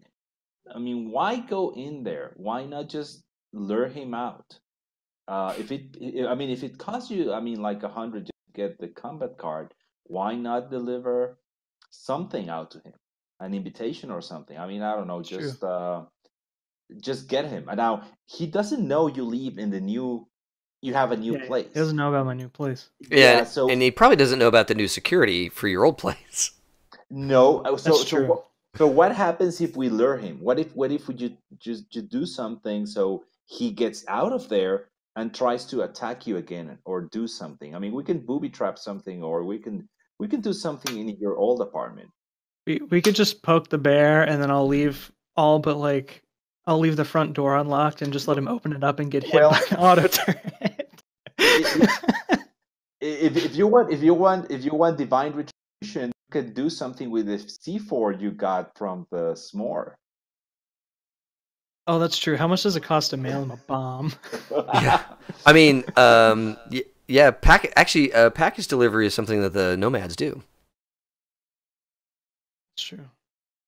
Does Pepper Pants have a girlfriend? I want to send him a package. Oh, man. And I just want to put his girlfriend's name on it so he opens it. You have no idea if Pepper Pants has a girlfriend. And if he does, man, that's going to be a weird relationship. It's going to be a really weird relationship. Let's see here. Yeah, I mean, you have the C4 and the detonators. I mean, if you had somebody with some, I think is there an explosive skill? Or something like that? I have to go and look. Probably. Let me look at the demolitions. Yeah, demolition. So someone with demolition skill could make you a really nice package bomb. I mean, with that much C4, they can make you a really nice package bomb. I was gonna go darker with it, but I mean, it just doesn't seem like it's worth the trouble. What were you thinking? Also, I was just gonna lock him in a nice room and put him on a IV drip of some really nasty stuff until I felt like waking him up. That is a very Vice thing to do. God. It's really passive aggressive. It's not flashy. It's just it gets the job done. Wow. Oh, hey, we got a new person. Hey. Yeah, we got a Phil. Hey, what's up, Phil? All right, one second. Sorry, so late, guys. No, you're fine. Let me let me transition. Huzzah. All right, and I have to change a bunch of stuff. Let's see here. La da da da da da. Turn that off. That off. Turn that off. Get all these names right. Everyone at home, 2 seconds while I fix everything. And then, I'm only here to break stuff. yeah, that's right. I have already spent so much money. Yeah, Nice. yeah, you have. We're planning Pepper Pants' demise to catch you up, Got it. and I'm for it. we're trying to find a way to do it without actually having to go. Right, that's gonna be tough. Oh, everybody at home is probably like, "Wow, David is really messing with this." Yeah, there we go. Bam. Ha. You all get to see how the magic is made. Everybody at home gets to watch how the sausage is made as I move these boxes around. I was gonna say That it's is interesting.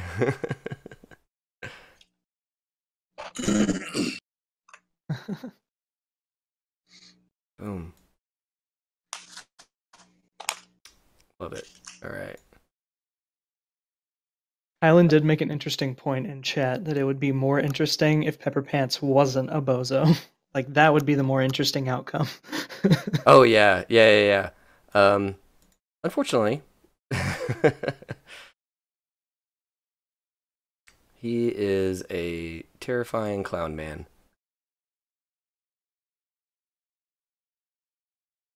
And these gangs, I mean, they like the bozos make. It's not like he's in a clown costume. Mm-hmm. It's that he has physically augmented his body so that clown shoes are the only shoes that fit his feet. His body and face and all of that stuff has been modified so that he can't not look like a bozo now. Like, he is in and is never going to leave the gang because it would be too expensive for him to get out. Like, he can't get his feet to go back to non-clown shoe shaped feet. It is a for life commitment to be a bozo, or any of these gangers, really. So They're really kind of terrifying. All right, cool. Sausage is made. You all have your boxes again. hooray. Trace, you have been under for like 4 weeks. I think, because what was your how far in were you on your? Were you Mortal 5? no Mortal 2 Oh, you were Mortal 2 before he took my leg off. Yeah. I mean, after. Oh, I see. Until, and then I'm sorry. When she shot you the second time, that put you into like. I thought that put you into Mortal 4 or 5. I only marked it down all the way to full Mortal 2. Okay. Mortal 3 has no check marks on it. Okay, gotcha. So you've been healing 1 point a day for 3 weeks. So 4, 7. Okay. So at the end of the 3rd week, you're finally I'm in light. Yeah, you're finally at light.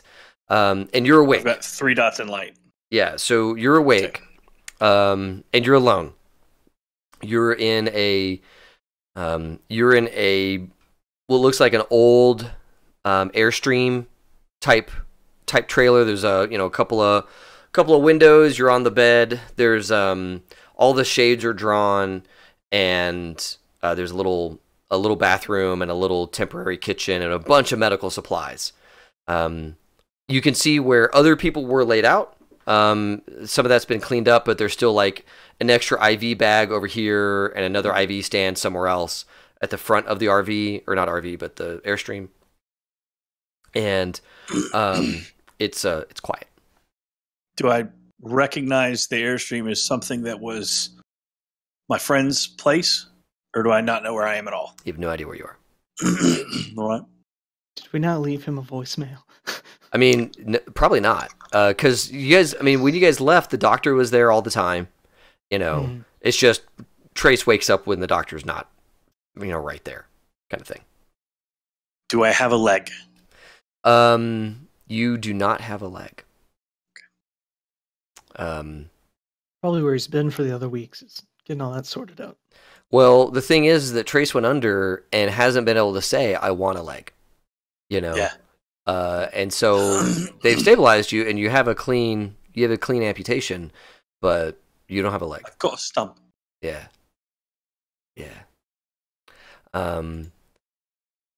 About 5 minutes later, the door opens, and this guy comes in. He's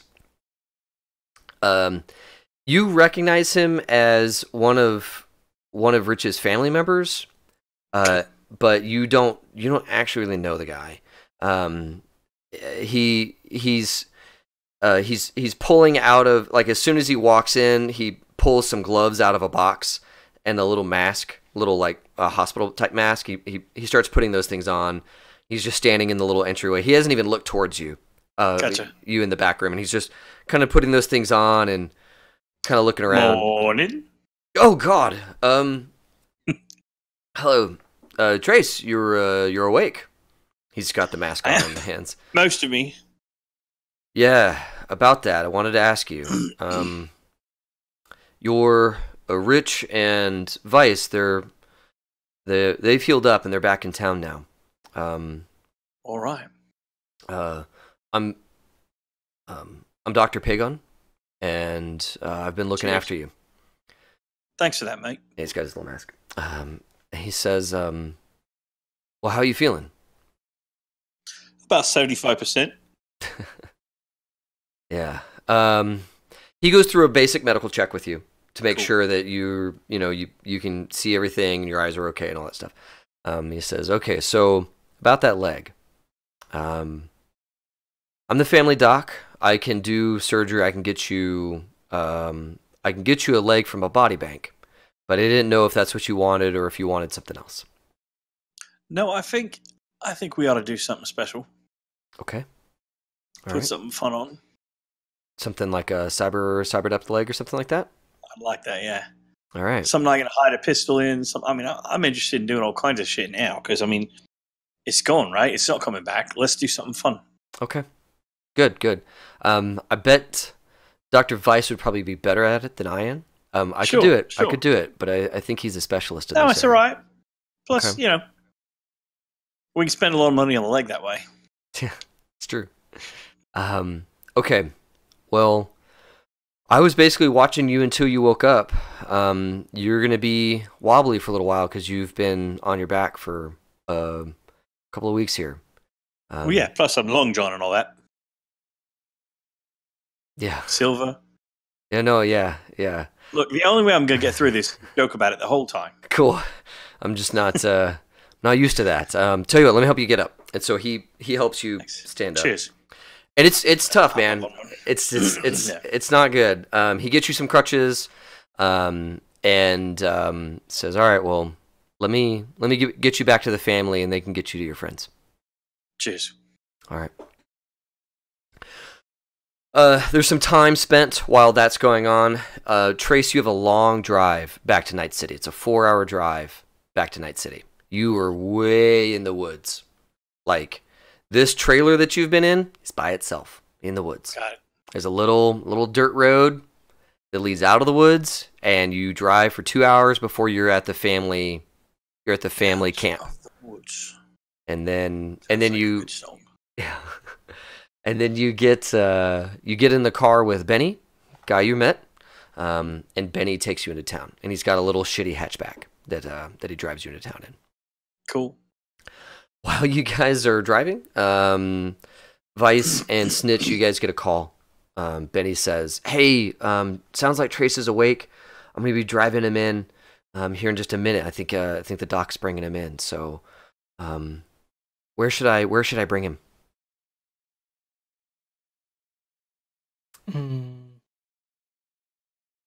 Would I have known? I guess I don't know. No, I guess Vice wouldn't know to be prepared for surgery. No. Yeah, and neither is Benny. Yeah. So I guess I don't know. Where does he want to go? I'll ask him when he gets here. So yeah, when Trace, when you get there, Benny says, "Hey, I'm going to take you into town. Where can I take you?" Let's get something on this stump, shall we? Where's Vice at? I'll text him. So you guys start driving. He texts, "Vice, where you at?" Tell him I need me a new kicker. I'm probably in my lab if it's during the day. Okay. Yeah, you find out that Trace needs a new kicker. So yeah, you guys, he drives you into town. Let's figure out a cyber leg. Drugs, trauma team. Putting the cyber into the punk. There we go. Cyber leg, mother trucker. That's right. Fashion wear.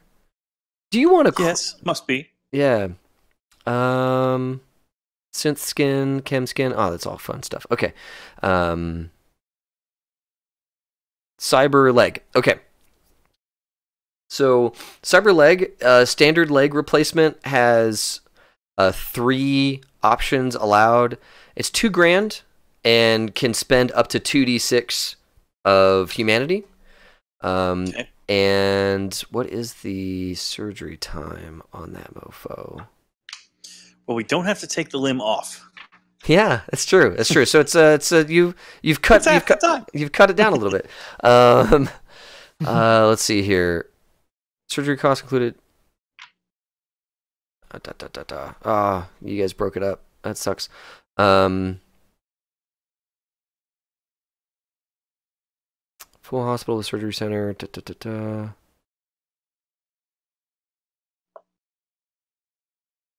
Surgical. Okay. I don't know how difficult a leg is on their little thing. Let's see if it tells me. Cyber limbs.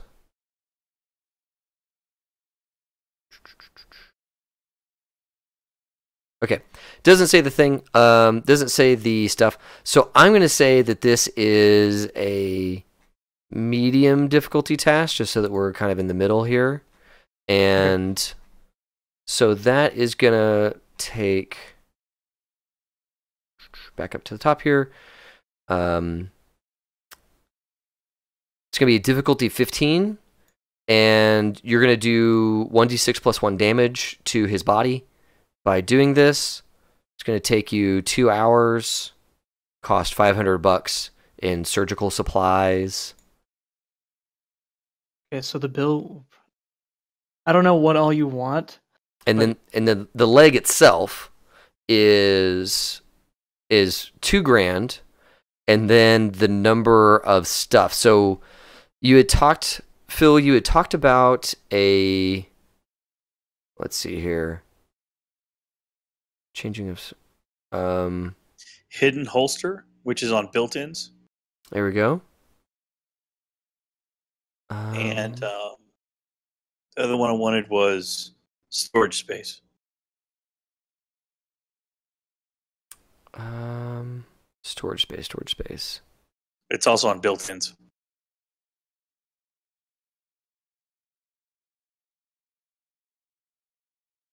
Oh, I see it. Thank you. Yep. Do you want super chrome? Yep, I want super chrome and I want armor. All right. Sweet. 25.50. Yeah.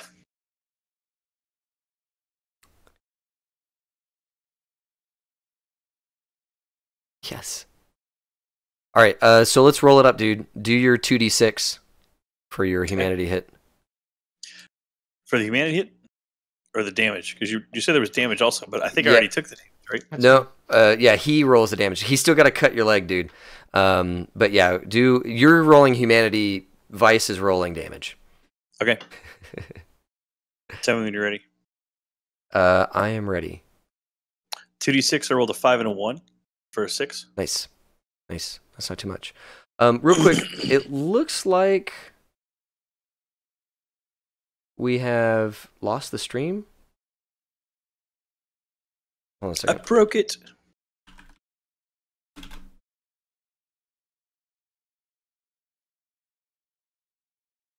That's awesome. Weapon size based on body type. For the holster. Oh, yeah.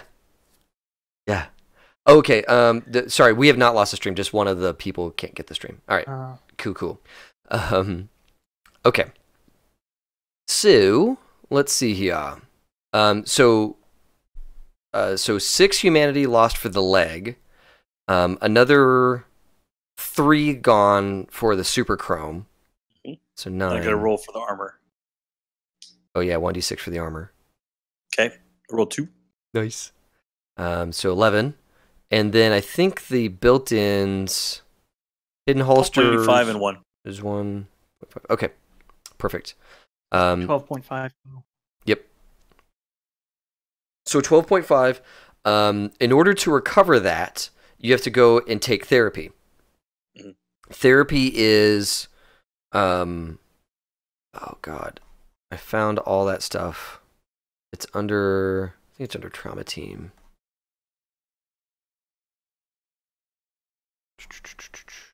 Oh no, sorry, I put that in the Discord. 1 second. Yeah. 2 points of EMP recovered for every week of therapy. Yep. Yeah, so you get, you've basically lost effectively 2 empathy. So you can recover that pretty quick with that therapy. Yeah. And during that time, your body can still be healed under doctor's care. Vice, go ahead and roll the damage. Okay, so what was that? Roll low, baby! It's a d6 plus 1. I rolled a 6. That's mean. The Okay. damage rolls are a blessing and a curse. Yeah, they really are. Okay, well, so no big deal. You, while you're in therapy, you are also under care of getting healed. And therapy for cyberpsychosis is actually really intense. It's not like you go to a room and talk to a guy for an hour. You go under, and they put you on brain dance, and you're off in La La Land while the psychosurgeon is basically reconstructing your brain to become more empathetic. So, for another week, basically, Trace is back under. 1, he's getting healed physically, and 2, he's mentally being healed as well while you gain those 2 empathy back. But I'm going to look great. Yeah. Oh, yeah, dude, your stuff's going to look awesome. You have to roll to put the leg That's on. all that matters. Yeah, oh yeah, you do need a roll to put the leg on. Please roll and see if the leg goes on. What was the difficulty on that? A 15? Yeah, it's 15. Fuck that. I want to see you spend every luck point you've got. Do I just use my medical tech for that? So medtech plus cybertech. Medtech and cybertech? Oh, okay. Yeah. So that's a 14 that I Yes, had. it is. Don't roll a 1. It's not funny. I rolled a 9. Nice. That's all right. Yes, you did, mate. Well done. Well done. All I right. put the leg on. Yeah. The only Cool. time I've used my medtech skill this whole time. I know, and it's like your main skill. Yeah. Okay. Well, you reattach his leg with a plum. It might be good to take a break now. I know that Phil, you just got here, but it might be good to get a break. 1, I want to get more drink, and 2, it'll give us like 5-10 minutes to get you caught up. And then when we get back to it, we're all back on the same page of what's been going on. Very nice. Great. Awesome.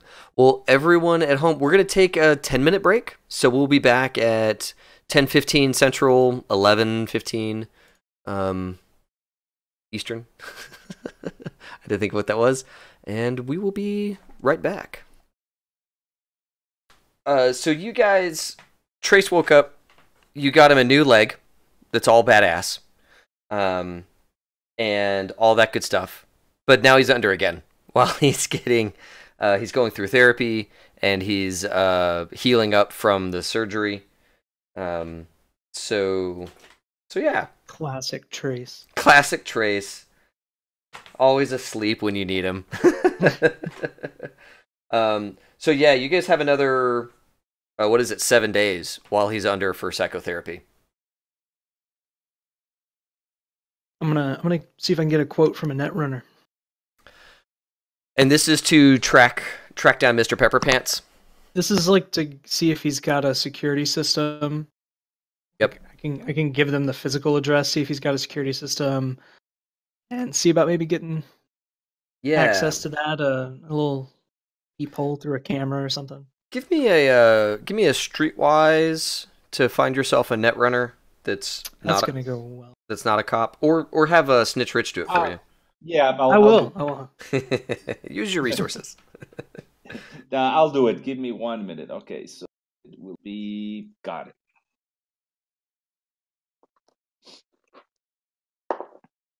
Great, 22. All right, cool. Yeah, you find some netrunners that are totally qualified. Second, I gotta fix my headphones. Okay, you find some netrunners that are totally qualified and aren't cops to help you to assess the security for a physical location, like the net security for a physical location. Just taking a look, the guy's not going to touch anything. That's probably $200. Okay. Sure. A little looky-loo. Yeah, so you zip that over. About an hour later, you guys get a contact from let's call him Rubber Band. Rubber Band says, that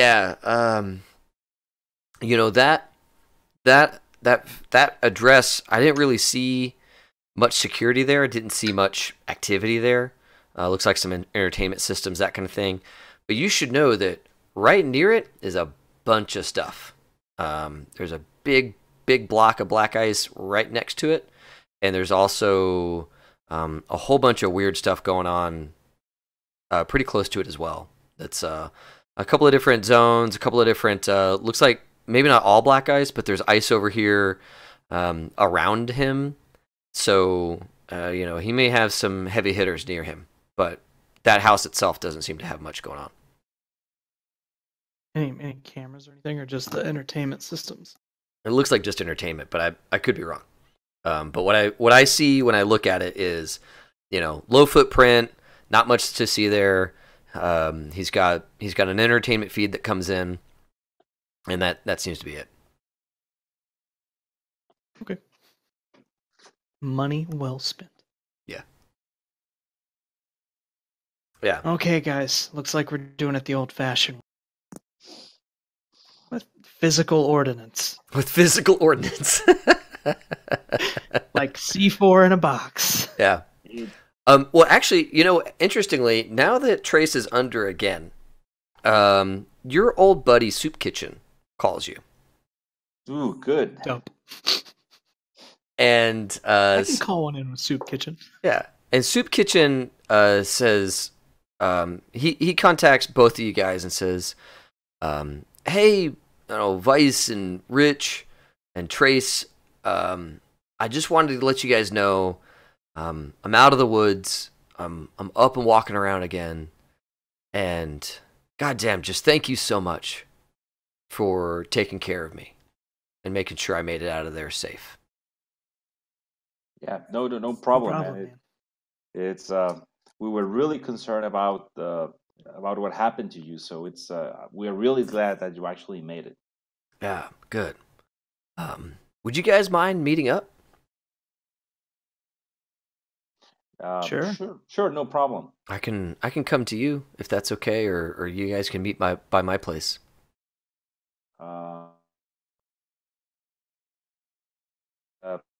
Just 1 minute. So, Vice, would it be better if we meet at your old place? I mean, he could just come to the lab. Everybody knows where it is anyway. I got the security. Anybody who I don't want to know where it is knows where it is, so it's fine. Okay, That's what the security's for, Got it. Okay, I'll call my guy. He'll be on call.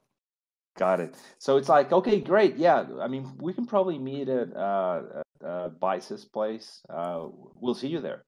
All right. Yeah, sounds good. And do you call Fence your big buff security guy? Yeah, I'm gonna call Fence the friend of Cage. All right, cool. So yeah, Fence shows up. Trace, you're awake now.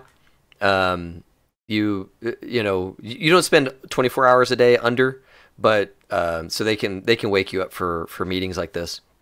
And you're in his lab. You're on his surgery table. It still kind of smells of s'mores. Like it's clean. Nice candle. It's clean, but it still smells of like marshmallow and gooiness. Campfire. Yeah, got that campfire thing going, and the chocolate and graham cracker. Like Smells like a damn Yankee candle. you're pretty sure that your surgery site was sanitary. Like you're certain it was sanitary. But there's just something about this place. It just smells so pleasant. So they rouse you. You're awake, and Soup Kitchen comes over, and this giant beefcake of a dude with cybered up arms, and he's got the cyber skull cap, so like his head bulges a little bit. Yeah. He's Fence. He comes in. He's got this like beautiful, like black and curly hair that goes down to his shoulders, and he's all tan, and just looking great. And he says, "Dr. Weiss, your friend, Mr. Kitchen, Mr. Soup, is here." Yeah, send him in. All right, yeah, I'll go get him. And he walks out and says, "All right, man, come on in," and kicks open the door and says, he kind of looks around and is like, "Should I get him a water? Can I get you a water?" "Yeah, I'll get you a water." And then he goes over to the water thing and like gets one of those little teeny tiny cups and fills it with water. And goes back over and hands it to Soup. I mean, the guy's giant. He's just massive. So like the cup is like a cup, but in his little hands, it's like a cup, So he hands it to Soup Kitchen, and you can tell he feels kind of awkward. So he just like leaves, goes and stands in the corner like a bodyguard, and he's probably like mentally kicking himself for acting so weird. Like he didn't know what role to play, so he just did something. Nice. But yeah, I love him. Trace, you're leaned back on your hospital bed, kind of propped to the side, like looking at everybody, with your brand new spanking cool leg just kind of hanging out, doing its thing. Nice. And Soup Kitchen, he takes a seat and says, "God, guys, I have no idea what kind of trouble I got y'all into, but I'm really glad to see all your faces again." It's good to see you too, mate. I noticed you got all your limbs. Not everyone came out that way. Hey? You like the chrome? It's good looking. It fits you. I know, Fits right? you real well, man. Yeah, it matches my tattoos. Look. Yeah, I came away, and he pulls his shirt a little to the side. Ooh. You see the splattering of like scar tissue and all that from where the round went through his chest. Actually, it was this side where the round went through his chest. That'll win some arguments and get you some drinks in a scar battle. Yeah, That's a nice one. That's real nice. I think that's the perk of this. Man, I gotta say, Trauma Team took care of me. They got me back to stable, and I was at some university hospital, and some really nice doctor took care of me, and it all worked out. So thank you guys for making that happen. Of course. No problem. Glad to actually use my policy. Yeah. Yeah. It's the right thing to do. Which you kind of hope you don't have to, but Yeah. But by the way, I mean, we make sure just to close your storage facility. I'm not sure if you already went there just to check. I mean, I did. Okay, I had somebody check on it, and they said it was closed. So thanks for thinking of doing that. It would have been real unfortunate if, I don't know, some kids wandered in there or something like that. That would have been ugly. Did we leave the big gun in there? Yep. So there's a present in there for you. Well, that's good. Cheers. That's good. I think it was the case that got me shot. It was. What was in Yeah. that case? Or did you even open it? That's up to you. I'm gonna take a nap and pretend I'm not part of it. You just roll back over. Oh, I'm tired. Oh, geez, so tired. Yeah. So yeah, basically, yeah, it was a message from Arisaka. We're still not 100% sure.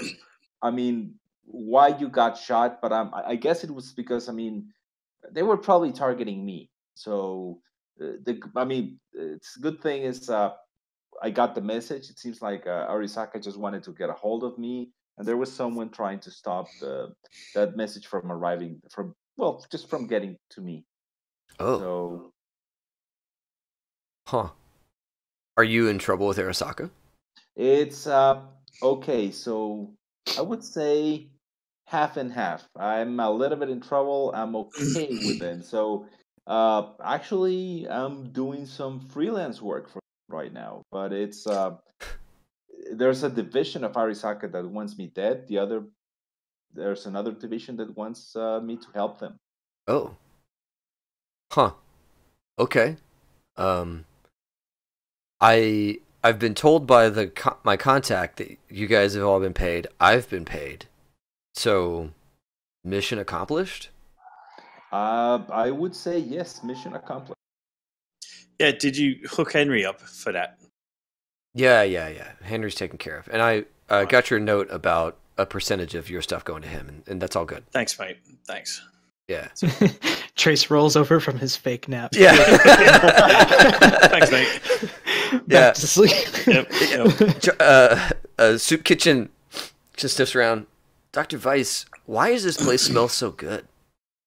It's marshmallows. Ask him all about it. It's his favorite story. Bozos, man. Bozos. Bozos came Hold on. here? Hold on a second. And I'm He- just gonna pull out my little mask and He kind of dose starts up to real quick. he kind of starts to like look around like, should I not be here? Like Are they still here? yeah, like he gets kind of nervous like bozos have been here and now I'm here? Yeah. I'm just gonna take a second and dose up so I can actually tell the story. Awesome. I'm just gonna be like, okay, so hold on, okay. Yeah, so this bozo guy, his name is Pepper Pants. He didn't like me very much. You know, I showed him up, I fixed up, I embarrassed him, you know, whatever. So he put a giant fuck off schmore in my lab. Is But that it what I'm had smelling? Yeah, the remnants. It's been professional. Chocolate, Everything's marshmallows. been professionally cleaned. I think it's in the walls. I don't mean to laugh at your pain, but that's fucking funny. No, Uh, right, yeah? very true. It's fucking hilarious. Until he blew it up. That part was better. What? Well, it almost blew up. There was a bunch of C4 inside the schmore. Oh. Okay. Yeah, and the C4 is not there anymore, right? It's gone? We have it, Good job. and we might want to mail it to him. That sounds like the gentlemanly thing to do. You know. Right, return to sender. All right. The problem I'm still trying to noodle here is how to get him to actually open it. You know? Yeah. Because we can send him all the C4 we want. He's not going to open the box. Well, I think you just put on the box do not open. And he'll go nuts. Oh yeah. We could just put somebody else's name on it and send it to his address on accident. Make it look like an accident, you know. How many bricks of C4 do you have? Wasn't it like 3? 4. 4? 4. So I don't mean to tell you how to do your business, but 1 brick of C4 will like take out a house. So you have plenty. Right, so 4 packages, each with a different note, like 1 word each, and try to form a sentence, and then, I don't know, forget it. I'm fucking high. Yeah, you're on That's true. painkillers and all kinds of stuff. You're on some fun stuff there, Trace. Got him hooked up on my good stuff. That's right. Um, That's right.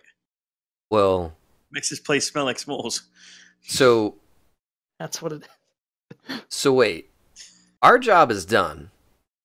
Rich, Yeah. you have a new job, working for some division of Arasaka, while another division wants to kill you. Trace has a new leg. Vice, you Yeah, they're have cool. spruced up your lab a bit. Is Pepper Pants our guy, our target? Is that your loose end? Yeah, I kind of just want to get that wrapped up. Yeah. Not ever be in the sights of a gun ever again. All right. I really don't want to be in the sights of a gun to get this done, if we're being honest. I just want to be a doctor. Kind Okay. of like, dang, right? Well, I mean, I know guys. I know people who can, deal with problems like this. But it's just how would you want to do this? I vote for a C4 enema. That's I'm not clowning. The I'm gonna lower the dosage on those painkillers. No, mate, no. I'm doing good. It's good. It's great. It's great. I'm right where I want to be. Yeah. So, No, I'm fine. yeah. Well, I mean, I know there's other solos out there that I could hire for you, or I know a girl. or postman that I could hire for her. Who do you know? Did you meet anybody while I was under? Yeah, No, you don't the know her girl that name. Did this? You don't know her name. I don't know her name yet, but she's a hell of a shot, and she's got a Oh. wicked scar on her face, and she's still fucking hot. Well, I mean, but I we love have it. we have the pictures. So yeah, I mean, That's what I really want. I want to know who this chick is. yeah. Well, I mean, there are a ton of pictures. So I mean, we just got a couple of the footage from the concert. Yeah, To just show it to Soup Kitchen. Yeah. Like, well, you happen to know her? Yeah, he takes a look. Let's see if he knows her. Fuck, dude. No, he doesn't know her. He rolled a 1. Yeah, no. Yeah, that's a 1. Okay. Yeah, he doesn't know her. And he's like, she's probably ex-military. She's probably pretty high end. Doesn't run in my circles. Do we know anybody that can maybe find out who she is? Sure. Because that's my next game. I want to find out who she Google is her. to make lots of jokes about it. Yeah, I could probably figure out who she is or who her handler is at the very least. Yeah, I could probably work on that. Mate, I appreciate that. I don't know if we could hire her for this though, but that would be fun. That would be Oh. the best irony. If we can get her to do this, that'd be great. We definitely know she could make it in and out. Oh, yeah. Yeah. I mean, we don't know that definitely, but like there's a pretty good chance. Well, quite frankly, if she doesn't make it out, fuck her. She fucking shot my leg off. I That's the know. beauty of it. Really a win-win. Right. Well, we should give it a shot. I do I'm yeah. shocked. Yeah, I really need to turn those painkillers down. Stop touching that. Okay. Yeah. Keep going, guys. Yeah, he's listening. And he doesn't have much to add right now. And you guys catch Mr. Fence, this big buff dude. He's kind of like, this is a weird conversation. I'm gonna go do a perimeter sweep, and he leaves. To not be a part of a planned killing of another human being, bozo or otherwise. He doesn't want to be a part of this, so he's gonna walk the perimeter, radio in if there's a problem. Okay. just, so he has I'll a moral bump his compass and we paycheck a can little hire bit. him. I'll bump his paycheck a little bit for next month. That's right. Like enough to where he'll notice and be like, okay, I get it. Yeah, no, he's not one to report you. He's just not going to be a part of the conversation. He's like, oh, this makes me uncomfortable. I don't need to be a part of this. You guys are fine. I'll But just. that's leave. like money. It's money for like emotional damages. Oh, okay. Yeah, for the therapy. Sorry, That's good. Like, sorry for having to be in the same room. All good. It's the other side of my job. But I would just be like, so aside from all that, what can we do for you, Mr. Soup? I mean, as far as I know, we're square. You guys completed the mission. We all got paid. I'll have more work soon, but I don't have anything right now for your crew. So I really just wanted to check in, see how everybody was doing, make sure you're all alive, and see if there's any residual damages that I need to know about. Any new enemies or what have you. And I just got to make sure that we're all good. At some point, I'd like to do an interview with a media type, talk to him about a concert, have a response, that kind of thing. So if you could set me up with somebody so I feel comfortable with them, a bit underground, a bit virally, streamy, be fine. I don't want to do like a corporate media or nothing like that. Yeah. But somebody to talk to that I can do a reflect, tell everybody I'm still alive, get a little bump in the ratings, you know what I mean? Yeah. Something like that would be good. Yeah, absolutely. And actually, guys, there's still a lot of rumors that all three of you are dead or abducted or what have you. All right, so I need to show my face, show my new leg. That's right. And, let them know, fuck them. I got silver pants now. Exactly. That's right. And so, I have somebody in mind already for you. Right. I'll check in with them, make sure that it's that they don't have any conflict of interest, and then I'll set you up with them. Oh, let's conflict that shit up. But no, that's cool. Whatever you're gonna do. But maybe another week before I do anything, because I am high as a fucking kite right now. There's no telling what I say. You got it. We'll wait. Oh, Mr. Soup, I wanted to maybe see about setting something up with you. If you know anybody who's in need, I can do some surgery for chump change. Oh, yeah, cheap surgery is always sought after. Surgery and pharmaceuticals. Yeah, so not even like the recreational fun kind, but like the kind that's helpful. Oh, like real medicine. Yeah, that's kind of my. Yeah, absolutely. I do that. I do that too. Hey, come on. All right, if you're looking to go full-time Ripper, there's always guys looking to get cut. So, you let me know. More like maintenance, more like people in need, more like people want. So like, I know you run in like charity case, like people who are not able to afford what they need. Right. Yeah. Yeah. Yeah. Oh yeah. Yeah. Absolutely. And I'll make sure that they're not the dregs, not the folks that are out there like hurting families and kids and stuff. It'll be people who are deserving of help. Yeah. And I was thinking like old man with a busted ass 20-year-old cyber leg or whatever. Yeah. No. Well, yeah. Actually, Vice, it'd be real if you would concert live. I'm sorry. Like I said, there's several people that were really hurt. Trace, you broke up there. Will you say that? Start to finish again. Vice, it'd be real proper if you could help some of the people that were hurt at the concert.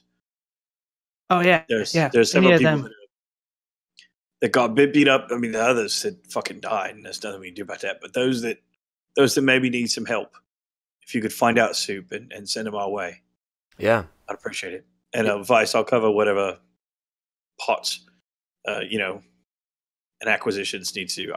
I can take some out of my pocket too. Sure, I can cover half of that, and you can cover the other half. It's free for those guys.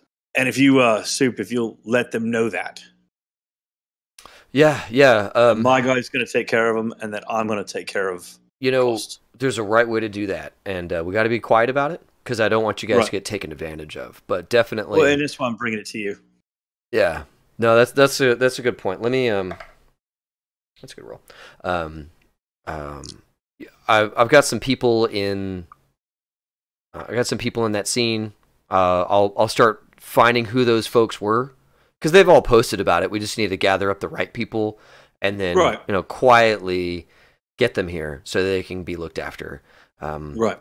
What I don't want to do is they and then all their friends and all this other, Anybody I don't want who wants an extra this or Yeah, that. yeah. I was totally there. Yeah. Arasaka blew my... Yeah, no. Yeah, exactly. So we got to be careful about it, but I that's would something we also can work like on. to avoid as much notoriety as possible. That's going to be tough, man, when you start doing charity work. Just saying. It's part of the gig. Yeah. You get a name amongst the people in need that you're somebody that you can be tapped for. You're somebody you can be looked to. But keep in mind, Vice, these are kind of people that are going to appreciate it, and they understand that you're doing it for them for those reasons, and they're not going to send you somebody that doesn't deserve it because they're going to feel good about what you've done for them to a point where they only want to respect it. Yeah, I'm not expecting a lot of trouble. Yeah, like I can Only concert people, yeah, but not people you help. I can help control how many people come here initially, but Vice, if you do good work, that gets around, I'm gonna need to up my message. Well, no, Vice. What you could do is you could say that you only take the ones that you trust, right? Yeah. You don't have to take everybody that asks. Mm-hmm. Let Soup vet them. Okay. If somebody comes to you and they didn't come through Soup, you say, "I'm sorry. I only see people that come through my man who takes care of me," and then let him vet. It'd be all right. We won't let you get overwhelmed. Yeah, and we can handle all the PR for you, man. I mean, if you don't want to actually speak with anyone, you don't have to. Yeah, Me feel better. Thanks, guys. it's all right, mate. We understand. I was getting a little nervous, and I'm already done. No, I got you covered because I got this awesome leg from you, right? So I owe you one. one leg's worth of work. That's right. That's like 3 feet, but 1 foot, but a meter. It's like a meter. Yeah, man, I really got to look at those painkillers. I'm sorry.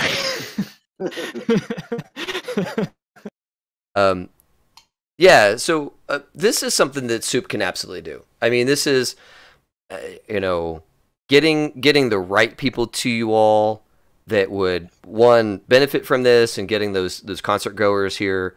Absolutely, this is right inside of Soup Kitchen's wheelhouse. He knows exactly the type of person to send your way that would be appreciative but not abusive of the offering. That's definitely something that he can make happen. Some of this other stuff is a little bit outside of his realm, like, the solo and all that kind of stuff is just outside of his specialty. But definitely this kind of stuff he's able to do for you guys. My idea is to be kind of like that guy who you can count on if you're down on your luck to maybe help you out, and then eventually build up a little network of small favors that can snowball into larger favors. What's probably going to happen is that Soup Kitchen is going to get the notoriety because he's going to be the guy who knows a guy. Yeah. And then Kitchen owes you favor. Right. And Is then you're works the for guy me. that Kitchen says, "I'm taking you to a guy. Don't mention it. Don't talk to him. Don't look at his face. He's going to take care of you." Yeah. That kind of thing. It's perfect. Yeah. And then later I can cash in on some of those favors And with then Soup you- Kitchen to connect me Mhm. with bigger and better folks. And eventually I will build my drug empire. Oh yes. Which is funny because you have this whole really nice guy front where you're helping all these people, and then you have this recreational drug side where it's like, some of these have side effects, some of these don't. Well, the ones I sell don't. Okay, fair enough. Oh, that's right. The ones Unless you you're use really- against your enemies do. Yeah. I'm gonna break bad. That's right. That's right. Okay. Let's see here. Awesome. Soup And says, I'll even pay him for that kind of stuff. "Oh, that PR work, Yeah. vetting and all that stuff." Okay. Yeah, definitely gonna pay him a monthly Well, salary for that kind of thing. What he says is, tell you what, because some of this is also you're giving me a way of getting favors back to me from other folk. So, let's keep the money even for right now. If it becomes something that this actually becomes kind of an anchor, I'll let you know. But at least for right now, I don't think I'd need any extra security or any extra costs associated with vetting a couple of people for you. Okay. All right. Well, guys, I'm just really glad you've all made it. I'm glad I made it, and that you all were instrumental in that. I'll get some feelers out about these things, get back to you all, but that's really all I wanted to do, was just to make sure you were all okay and that all of us got what we needed. Cheers, Soup. Cheers. Yeah. He stands. Anything else you need from me? All No, right. Just thanks, man. Yeah. You guys, be good out there. And he, Need anything while you're here? This is a doctor's office. nah, I'm I good. don't suggest the colonoscopy.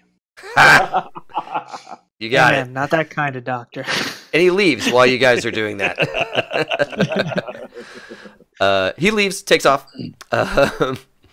And yeah, he's got, he's going to find work for you guys. Yeah, he's going to find people for you to see and visit and take care of the drug thing. And I mean, this is exactly in his wheelhouse. So he's going to be able to make all that happen. Good stuff.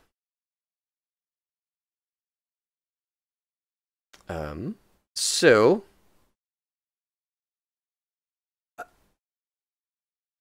Soup Kitchen is going to take some time to get all that rolling. I know we can fast forward to Trace. You're healed up and 100%. Okay. What is that? 4 or 5 days later, you're basically 100%. You guys are all 100%. This is kind of until you guys are back out in public, there's not a whole lot that your enemies are going to know about. So you guys kind of tell me how and if and when you guys want to be made public. And we probably don't have enough time today for me to actually hit you guys with anything. Okay. So you guys let me know what your characters would be up to for the next couple of days or weeks even. Vice does not go back into public ever. You just shuttle from your lab to your burner apartment back to your lab. Probably got a VTOL or something. But yeah, combat cab, dark curtains. No, you don't. Who's that mysterious doctor? Your feet never touch the ground. Like you just float from place to place.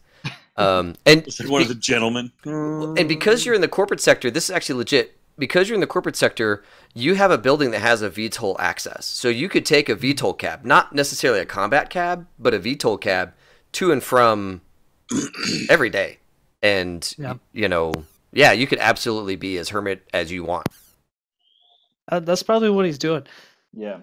Okay. Vice is going to avoid on-the-ground work as much as possible for the rest of his life. Sure. And about a week later, you get your first patient from Soup Kitchen. It's a guy from the concert. His cyber arm got all jacked up from the concert, and he hasn't been able to get it fixed. So that stuff starts to trickle in, after 3 or 4 days. Cool. I'd like to be there for the first guy. Cool. Especially if he's a concert goer. Yep. And just kind of be in the waiting room. Cool. Whatever the front room is. Yes. So he's coming in to meet this guy, and I'm sitting in the waiting room like, "What's up?" Yeah. So so he comes in, and this guy he's a maybe like Dominican Republic type descent. Real skinny dude, but he's got 2 giant cyber arms that are like way too big for his body, which is awesome because he looks like he could kill a guy. And he's got, that when they have the big arms, they've also got a cyber spine to help carry the weight, and all of that good stuff to help make sure that the arms don't rip his body apart. But yeah, he's a small dude, big arms, and he comes in and he kind of gives you a quick nod and then checks his phone to make sure he's in the right place. And then while he's checking his phone, he goes, "Wait a fuck. Are you Trace?" Yeah, mate, you're in the right place. Holy shit. Dude! And he Hell yeah, man. he like comes in like, can I hug or like, what are we doing? Because as long as you bring it in, dude. As long as you don't crush me with those big fucking arms. I'll keep it light. I'll keep it light. All right. What's is this your dock? Yeah, put my fucking leg on. See this shit? Chromed it up and all. Motherfuck. Yeah. Yeah. No, for Dude, real. that looks so sick. Isn't it fucking awesome? Holy shit. When that chick shot you, dude, I thought it was it. Oh, Oh, man. no, yeah, I thought too. I was like, oh, fuck. But, yeah, we made it through. Fuck. And it was you fellas that carried my ass out. Well, That's why you're here. so So wait, any- you set this up? Of course I did. Shiny, man. That's real shiny. Thank you. Well, yeah, for you and everybody else. I mean, did you see those fuckers pick me up and carry me through the bar, get me a drink on the way out, and got most of my carcass out the door? You see this guy. I mean, he's probably in his like mid-20s with all this stuff. Yeah, You can see him kind of fight back a tear. Like this is an emotional moment for him because he thought you were dead, and Yeah. he loves your stuff, and he's just like, all right, and he's right here, he's in front of me, and I gotta be cool. So you see all this behind his face. He's just really trying hard, because like, what's your rep at this point? Well, I had a 4, but you didn't tell me what it was afterwards. Oh no! After the concert, it was another like 3, So because 7. all that stuff. Yeah, no. So yeah, I mean, you're huge to this guy, so he's kind of freaking out. You see all that going on underneath his skin. It's all right, mate. He's just like, It's all man, right. dude, everybody's gonna be so happy to know you're like Yeah. like 100% better, man. Like this is Well, I'm getting used to the leg. Not 100% better, but I'm getting used to it. But no, we'll be all right. dude, it's My shiny, fingers man. work. It's I can real play. shiny. It's all good. It's real shiny, It's all man. good. It's pretty amazing. Look, mate, I haven't met out in public yet because I wanted to see some of you fellas Mm. before I come out. But I'll be out next week. People are going to find out I'm around. And then I'll be playing maybe Dude. in a month. You're breaking my heart. I can't tell nobody about you. I didn't say that, did I? All right, can we get a picture? Fuck yeah, we get a fucking picture. Let's do this. All right. Hey, you over there. He kind of points to you, Vice. Will you take our picture? Yeah, Doc. He Hey, Doc, it's all right. He passes you his phone. I get up on him, big hugging over his shoulders like I'm hanging on his big giant arms. Awesome. Cool. Yeah. Yeah. And what's funny is that like you're probably actually bigger than him, but his arms, it's like a Make him weird. look enormous. Yeah. Yeah. Cool. Yeah, so I make a play off that, do a cool selfie with him, have an awesome time. Sweet. And then turn and I'm like, all right, now, this is my guy. This is my doc. He's quiet, but he's fucking amazing. So tell him what's wrong with your arms. And Yeah. he'll look you up. All right. He takes his phone Dr. back. Vice? And Vice, he shows you how the actuators on his hands got all jacked up. It on his right hand, it makes it tough for him to control the pressure that he's exerting, and on his left hand, he can't do fine controls. So you help him out. Give me your cybernetics and your med tech. Okay.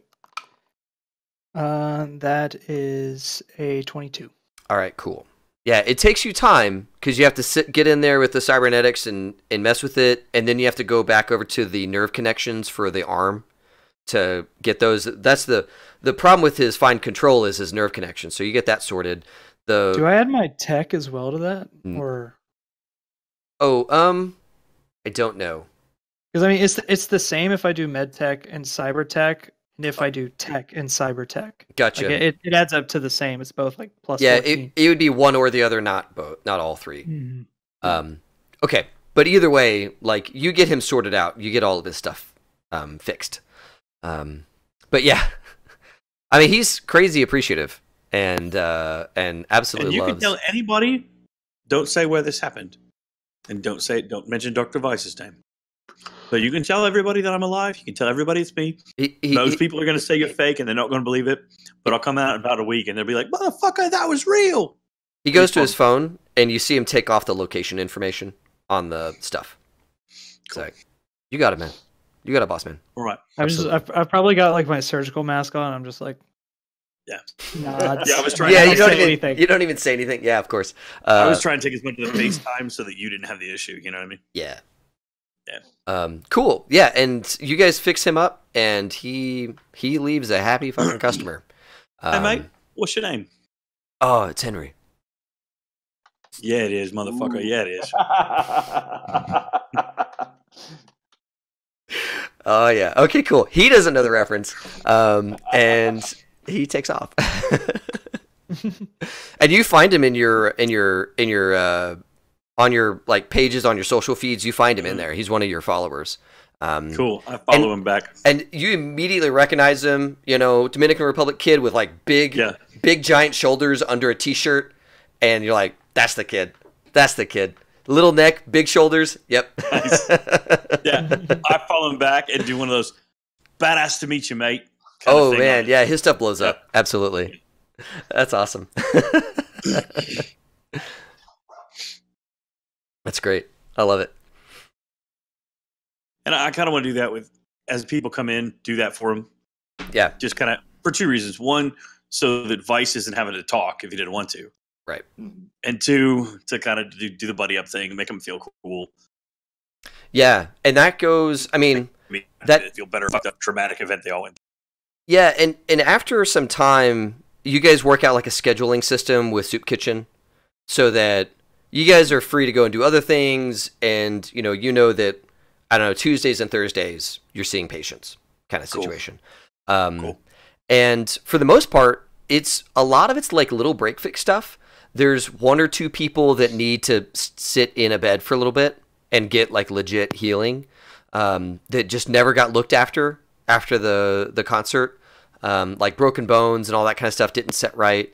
So, I mean, there's a couple of people that need overnight stays, but for the most part, everybody's in and out. And, for the next couple of weeks, you guys are at a pretty heavy rotation of that. But yeah, dude, it's definitely one of those things that earns a ton of goodwill and really makes all of those people feel super special. Absolutely. Yeah. Great. I want to set up for when Trace isn't there. I want to kind of try to set up like an automated secretary kind of thing to direct people. Little iPad. They go and click on the thing and say what they need. Yeah. Yeah, and I just kind of hand that to them, and maybe like a speaker with like a voice is like, "Please move to the surgery table." Sure. Yeah, you have a whole automated lobby area. The door doesn't even open until they've like submitted payment information and all that stuff. I've decided from now on I will not be talking to patients I don't know. Hey, if you want someone how not to have to deal with it, why? If you want someone to talk with the patients, I can probably get Benny to come and work here. Oh God! Oh, it'd be great to get Benny a job. I thought he was a tech guy. Benny is finding a new passion as a club kid. Pretty much as soon as Rich will let him, he is going back to the afterlife with Rich, and he wants Rich's buddy that knew all the girls to be there, and he wants Benny wants to party as fast as he can, and he's not allowed to. That's the other thing, is the family won't let him. So he's like, "Oh, I have work with Rich. I gotta go do." Yeah. Nice. So he can take in your patients in the morning and then move your stuff at night. I mean, he can go to the clubs. He can just he can start your supply chain, man. You guys are going to really be a bad influence on Benny, and is Benny going to turn into my drug mule? You guys are taking this like straight-laced, not even straight-laced, but like this, nomad family tech dude, and you're going to turn him into like part drug dealer, part lobby frontman, part party kid. He's going to have a very different life. Discount Jesse Pinkman. Exactly. He's gonna get a girlfriend, and it's gonna screw everything up. Oh yeah, absolutely. No, I'm So I not was gonna let thinking- him screw my life up. Rich, I know you don't want to come out into public for a bit and kind of enjoy your maybe deadness, but I think that of the three of us, I ought to be seen at least a little bit, for lots of different reasons. But I was thinking that here, after we've seen a few patients, that I'd go out to like the Violent Femmes, or one of the small clubs that I used to go to a lot, and just be there for a while. Let people see me. Let people say, "Oh, fuck, that's him," all that stuff. And I don't know if you want to go or not, Rich. I think it would be good if we both were there, because Arasaka's going to look around and they're going to see me. That's going to be for sure. But if you're there next to me, then together you'll get that out that you're still around, but not out too far, too fast, if that makes sense. I like the idea. Yeah, I'll do it. All right. Vice, you want to come with a mask on, or you just want us to stay home? I'll go like that. I don't have a problem. No, Vice. I'm trying to get Vice to come out for the night and have a drink. Oh, I'm gonna see if my buddy Cage is there, and we'll see if I can't get him hooked up. Yeah, are you gonna text Cage? Yeah. Yeah. I'm gonna text him and say I can bring him whatever he wants. Cage says, "Cool, man, I'll be there." I also say is Cage the guy from the bar the very first time we were? Yeah. And he's gonna be like, "Cool, man, yeah, I'll be there," and he gives you an order of like what he wants. nice. I'll pack it up because I probably by now, it's been weeks. I probably have a pretty decent stockpile of basic stuff. Yeah, I mean, and most of it's in Benny's pockets, right? I mean, he's out there selling for you, and you got some in the soup kitchen pockets, and you guys are. I mean, Benny's going to clubs, and he wants to be the cool kid. And if he's got the best psychotropics available that don't have any, the cool kid, then he's the super cool kid. Yeah. He might not be like dealer level, but he's the guy who always has like 3 or 4 hits with him. Yeah. I'll probably let. He's always got a party in his pocket. Right. Oh my God. Benny is like, oh, man, you guys are so corrupting this kid. I love it. He's having a great time. He's having what was that, Ethan? Like most of the money that he gets from like handing out the stuff. Yeah. I mean, even if you're the guy with the stuff in your pockets, you still charge a little bit. It depends on how cute they are. I mean, yeah, that's true. He definitely comes home with some money. Yeah. And you and him are square. But that's probably why you don't hand him a lot. Because that he gives some of it away. And you're like, I know. No. No. I try to keep him limited so he doesn't have enough to get him in trouble. There you go. Yeah, and you absolutely have to do that with Benny. Because Benny is finding a new life. And he is loving it. And you guys can kind of see it like fraying a little bit. Because he's still lying to his family the whole time to do all this stuff. But he's keeping a lid on it. But yeah, you guys go out to the Violent Femmes. If he gets in too deep, he's cut off. Before we go, yeah, Vice, why don't you let Betty know we're going out tonight? I can text him, but I don't think Violent Femmes is really his speed, man. I think he's more of an afterlife kind of guy. I'm sure he is. We're gonna open his eyes a little. Be a lot of fun. Bring your friend along. Okay. You tell Notice Benny. I didn't ask Rich. Yeah, I'm gonna tell Benny. Benny says, Violent Femmes. I ain't never been there, but yeah, all right. Tracy's gonna be there. I'll be there. I'll just text him. I'll be like, empty pockets tonight, buddy. Yeah. He meets you guys at the lab. Cool. Probably, yeah. Because he's like working the lobby for you sometimes. So I mean, Benny is like in y'all's life. Yeah. And so yeah, he meets you at the lab, and you tell him to go, sans fun in the pocket, and he goes, "Oh, all right. Is it like a low key place or beer and wine kind of night, buddy?" Oh, all right. Yeah, all right. High society. I like it. Okay. Yeah, we're also making our first appearance out in a long time. Oh, we keep it low key. Well, thanks for bringing me along. Well, yeah, I'll go get my nicer shirt. And he gets out of his like work stuff and puts on his like I'm going out stuff. You figure out, Vice, that he's appropriated one of your lockers as his like changing space. You're like, I don't even remember giving you a locker, but I guess that works. I'm telling him no fun, but I've got my like duffel bag full of stuff for Cage. Yeah. Yeah. Good old Cage. Cool. Yeah, you guys hop into Rich's sedan and head over to Violent Femmes. It's been what?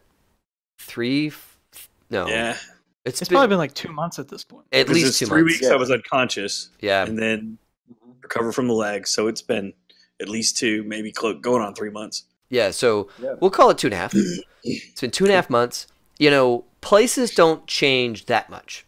But it is kind of a cool like homecoming feel when you get there. It's like, oh yeah, this is the neighborhood, and oh, the fucking, those 2 homeless dudes are still over there like hanging out, and one of them gave me a nod because he remembers the last time I helped him out. So so you guys, it's the same vibe as you remember. Mm-hmm. And you go in, and it's the same real quiet place, big giant bar with seats. You've got the X-Fit guys over in the corner. You see Cage. He kind of gives you guys just a real quick nod, but he's in the middle of a conversation with some of his guys. One of his dudes has his arm open, like the one of the panels is open, and you can see his forearm is open in 2 parts spread out, and there's stuff moving up and down and little LEDs glowing. And another guy sitting across from the thing has like some screwdrivers in his mouth, and he's fiddling with some probes, and you see they're like working with drinks around and everything. They're tweaking this guy's arm. And you guys come in. Sanitary. No, it is not. Absolutely not. Absolutely not. But it's it's all machine in there. Just give it a little cryo spray, and it kills everything in there. But yeah, they're like performing surgery at the table. Nice. And it's as you remember. There's a little stage where you performed that once, or you worked on the song, and you guys get a table. Waitress comes by, says, "Hey, been a while since I saw all of you." Yeah, we're still alive. Glad to hear it. Usual, new Please. guy. What do you want? And Benny orders something. I think we can make that. Okay. Vice, what are you having tonight? Just a nice red. A red. Okay, you got it. She goes back and gets you a cab or something, and she comes back out with drinks and a mixed drink for Benny, and sets you guys up and leaves you alone. Cool. I can only imagine what Benny would order. Yeah, now he's an expert. Yeah, I mean he knows what he's ordering. It's just that like he's ordering something that's at the afterlife and not at the Violent Femmes, and they're like, yeah, I know what that is. So we can muddle an orange around here somewhere. Yeah, exactly. Like they got him something, and he's like, okay, but he does it. Yeah. You come do a beer. Real quick, Phil, you broke up again. Will you give that to us again? Sorry. Am I clear? Yeah. Lesson number 1: when you come to a beer and wine place, mixed drink. Oh. Okay. It's all right. Should I have done like what kind of beer should I have gotten? If you don't know, you just say, "I'll have what he's having." Oh. Okay. All right. Makes you look cool, like you just want to be, that looks good, and then you don't fuck up. All right. Yeah. All right. Because if you order a drink, the bartender doesn't know how to order. You make them uncomfortable. It makes it piss them off. So you just say, "Yeah, whatever you suggest." Oh. Makes it easy. Okay.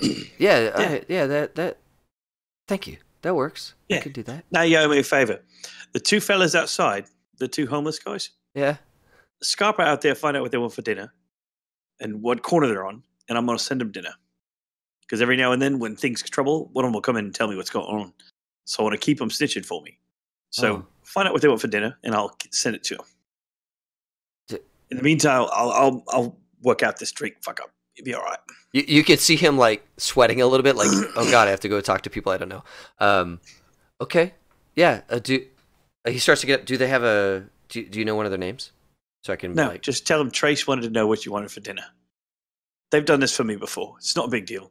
Okay, yeah. All right. Just act cool, and you will be cool. It's that simple. Act cool, be cool. Act cool, be cool. And he starts walking away. Act cool. He's like, act cool, be cool. Act cool, be cool. All right. Right. He leaves. Cool. You want to know something funny, Rich? Yep. I've never met those fuckers outside before. So this will be good. Just let. Yeah. It'll be fun. Yeah. Oh, Benny. Oh man. You guys are giving him so many. Order a drink. You don't order a drink in a place when they don't have. It's not a drink menu. Then you order something off a menu. It's not like that. It's a fucking beer place. You order beer. That's what he gets. Plus, it's fucking fun.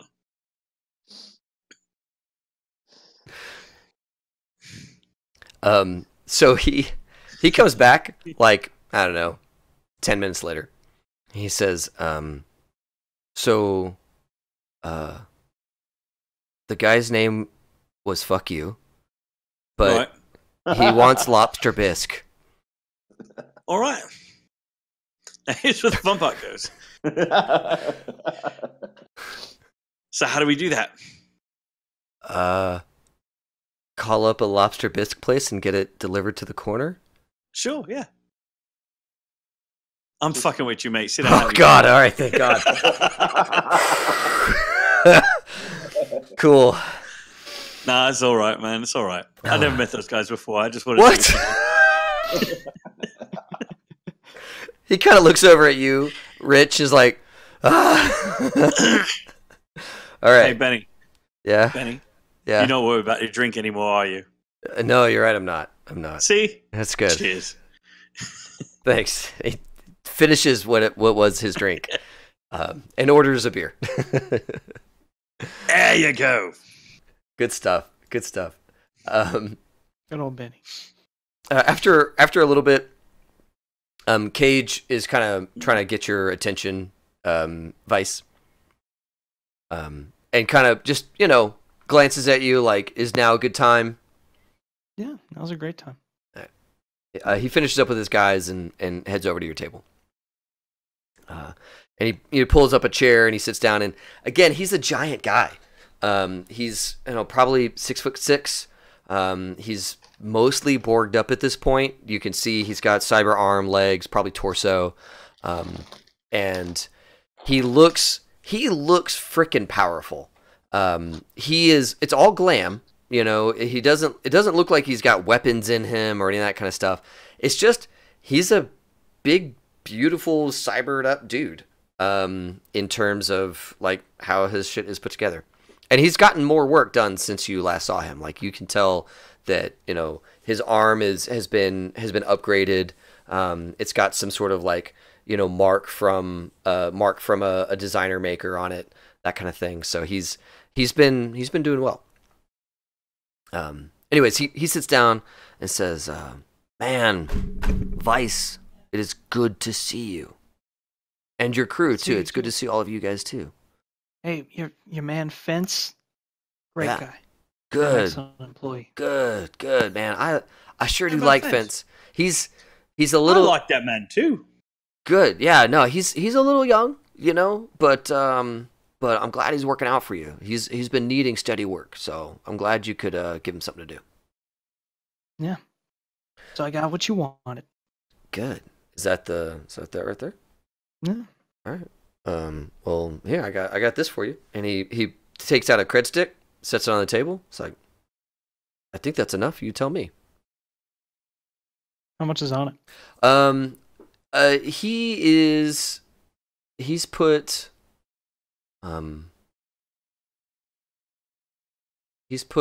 4,800 on there. Okay. For the order he put in, and based on the prices you gave him last time, that's enough. Yeah. If your prices have changed, it may or may not be. No, the prices are probably the same. Okay. Awesome. He says, so you went kind of quiet there for a little while. Is everything all right? Yeah, my fault. no big deal. We almost like got shot a bunch of times. Had the corp down our necks. All that good Oh. stuff. It's good now. You know, somebody tried to blow up my lab. Really? That wasn't my fault. The other one was. Who tried Yeah, to blow yeah. up? Who tried to blow up the best lab in Night City? Oh, just some bozo. Like a real bozo? Yeah, Dude, that's heavy. yeah. I was thinking, you know, I was kind of thinking I could beat a guy up for you, but nah, dude. That's fine. You don't have to worry about it. Okay, cool. I mean, I hate for something to happen to you, because you got the best stuff. But, dude, bozo, that's heavy stuff, man. Yeah, sometimes my abilities get a little ahead of my combat prowess. Yeah, I can see that. I mean, no offense, but you don't look like a scrapper. Yeah, well, Your buddy here does. He points to Rich like you strike as a scrapper. He can scrap. I've seen him scrap. Yeah. He scraps. Yeah. Yep. Yeah. yeah, well, that's just me. Low key behind the scenes guy. Yeah, keep him close to you, man. He's this guy. I think he could help you out. Yeah. So, but your lab's good now. You're good. You're all right. Yeah. He puts his big meaty hand or big metally hand on your shoulder, on your arm. He gives you like he's like doing a medical examination. You're like, yeah, you seem good. you seem healthy. So Check his teeth. yeah, no. It says, so are you gonna be around more, or is this are you gonna go back under the radar? I think I'm in a pretty steady equilibrium here now. So, Right. for the foreseeable future, probably just doing this kind of stuff again. So last time we talked, you had mentioned wanting to maybe move more, because I'm buying for personal use, but you had mentioned wanting to move more, and I had put out some feelers, and I got some hits, but that was a while ago. So is that something you want to still do, or are you good?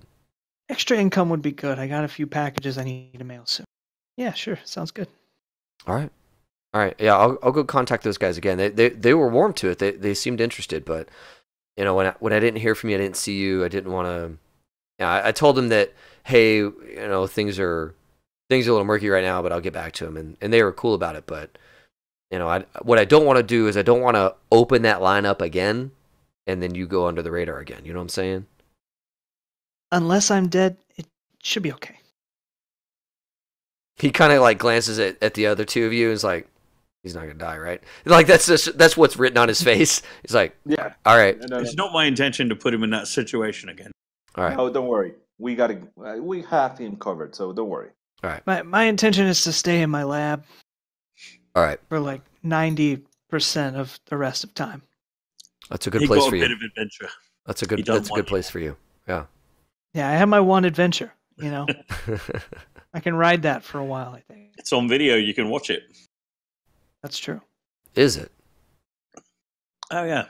I mean, well, you can't see any of the cool stuff I did, but you can see me running away, and I did a pretty damn good job. Where's this Got it video? pretty well. What was this? Oh. Yeah, Cage is not clued in. He is not. He's not in on y'all's stuff. Ah. Well, there was this thing that happened at what was the name of the bar? I'm sorry, I forgot. The Grindhouse. Grindhouse. There was this thing that happened at Grindhouse about 2.5 weeks ago. Oh yeah. One of the guys went to that show. He said it was a fucking riot. Really? Is he here? No. Henry's not here, but he's one of the guys. Yeah. So His fucking name is Henry. Or are you fucking shitting me? yeah, he's like a little dude, but he's got big arms.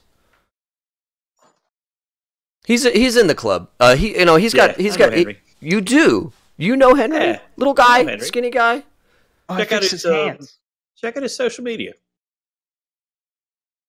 All right, I will. Get your phone out. Okay. He pulls out his Let's see phone. this. Holy shit. Henry's blowing up. Is that you? Yeah. Dude, you're like his hero. And he Yeah. met you? Dude, Henry's got to be like going over the moon right now, man. That's awesome. Yeah, we had a good time. We hung out. We talked a bit. He was there for us at the concert. That was my show. Fucking A, man. Fucking Yeah. A, dude. Got me a new silver leg. That's a good looking leg. Yeah. Who The did other that? leg was better, but Who did that you know. work for you? He's like looking at the what do you mind? As he like puts No, a go hand ahead. I put my leg on the table. Awesome. Yeah, you put it up and he gives it a look. He kind of looks at like where the leg joins to your outer hip and goes, "Who did Not that?" shy at all. Awesome. Do your stuff. Cool. He goes, "Dude, who did that work for you? That's a really good join right there." I bet you can guess. Vice, you do work? Yeah. Better than he does chemistry. Oh yeah. Equal. What? Dude. Look at the fucking leg. Better than he does chemistry. Have you not been talking to Fence? I mean, I heard he got his stuff fixed. He said it was on the DL, though. I didn't want to pry, but... No, I'm talking Fence, the guy who works for me. I've been doing little odds and ends for him since he joined. Oh, I'm sorry. Yeah, backing up. He says, well, I mean, I knew Fence was getting work, but he's, look, not all of us get our work done from legit places, so some of us are quiet about it, So I thought he just had a new, guy, and I didn't want to, burn him. Yeah, I mean, that's fine. You can be quiet about me, too, but... Yeah. I'm bringing some work to you, man. Like, if you can do that kind of work, and you can do what you're doing to Fence. Yeah. Wow. All right. Not too much. Not too much. Not too much. I got a lot of work that needs to get done, man. Yeah, but my mate is very shy. We'll space it out. He doesn't like people knowing what he does. Yeah, you know what? For okay. I'm gonna pay you. It's not like it's free work. I'm gonna, I'll take care of you. I didn't mean it like that. I just meant it. Take care of you and maybe a mate or two. Yeah. But let's not make a big long telling everybody about it because he likes to do really good work for few people. All right. So I'll keep it. It's just me. I won't tell the other guys. Same as the chemicals. I give you a shopping list. All right. Yep. There you go.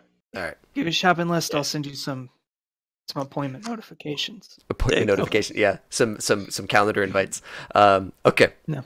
Yeah. Dude, I had no idea. Well, this is good. Hell yeah. Well, is there something I can do for you? You're doing so much for me. Well, you're bringing me work already. Yeah, and you're taking care of the chemicals too, so you're doing all you can do. All right. Yep. Well, guys, I'll get back and leave you to the rest of your evening. Let me ask you one more thing. Yeah, sure. Take a picture and mark that we were here. You got it. Yeah, he takes he takes his phone. Yeah, that's what I meant. Yeah, and I jump in with him, so it's a picture of him and I. Oh, cool. Yeah. Gets that, tags both of you, him and you. Where we are. Yeah. Yep. Location. And like he tags his buddy Henry and is like, "Hey Henry, guess who I just met?" Yep. That's what I meant. and puts that out there, and instant rolling on that. It's like, dude, you carry some weight. I like it. Yeah, I wanted to let people know I didn't die. That's a way to do Arasaka it. can't keep me fucking down. That's a way to do it, man. That's a good way to do it. Well, all right. Thanks, man. Are you gonna be around for the rest of the night? Oh, you froze up. I think I lost Phil. Boo, internets. Ooh yeah. He froze. Yeah, super froze. All right. Well, he asks you guys. I lost my connection too for a second. Oh, did you? I wonder if it's me. Yeah, but then it came back. I wonder if I'm jacking it up. I keep changing regions. Oh, in Discord or whatever. Yeah. That sucks. It keeps bumping me around the country. Yeah, it looks like. Ooh. Oh yeah, it looks like he dropped. Oh. He just texted me saying he dropped. Womp womp. Okay, there he And he's is. back. Yeah. Man, I need to do something better than Discord. That's again how the sausage is made is we use Discord on the back end, and I just need something that's more stable than this. But we'll see. I've had good experiences with Zoom, but I think it costs Yeah, a it's like decent amount. it's like $20 a month for Zoom. I'll see. I'll do some exploring, see if there's something better than Discord. There we go. I've literally never had an issue on Zoom. Like even like, no matter what internet I was on, not even like a little. Am I blip. the only one crapping out tonight? No, Ethan also said he was swapping ranges. I think it's Discord messing us up. Okay. Yeah. 'Cause But it says I've got 3 green bars, but every now and then you guys freeze. Mine does that too. yeah, Okay. Yep. but all good. I'll be looking into other services we can use for future games. But for now, we're good. So, anyways, he asks you. Cage was asking you, are you going to be here for the rest of the night, or are you guys about to bounce? We'll be here a bit. I want to be here long enough to be here a while, All right. but not too long. Yeah. Well, give me a shake before you take off. Cool. He heads back and to his crew, and they're all doing stuff, and yeah, you guys are at your table, and Benny's just like, he's been quiet this whole time, like, this guy's giant. Yeah. That guy is so big. Yeah. Exactly. Just feel like, yeah, Benny, in the line of Yeah. work I'm in, you make nice friends. Yeah. I like him. He's all right.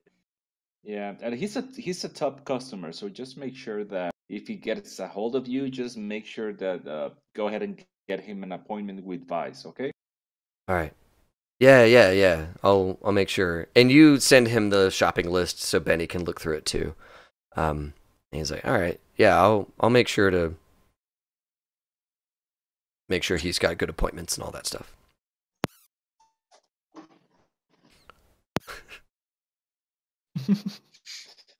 I just like Cage. He's a fun guy. Okay, so otherwise it's a real chill night. Cool. Actually, you know what? About 10 minutes later, somebody comes in. And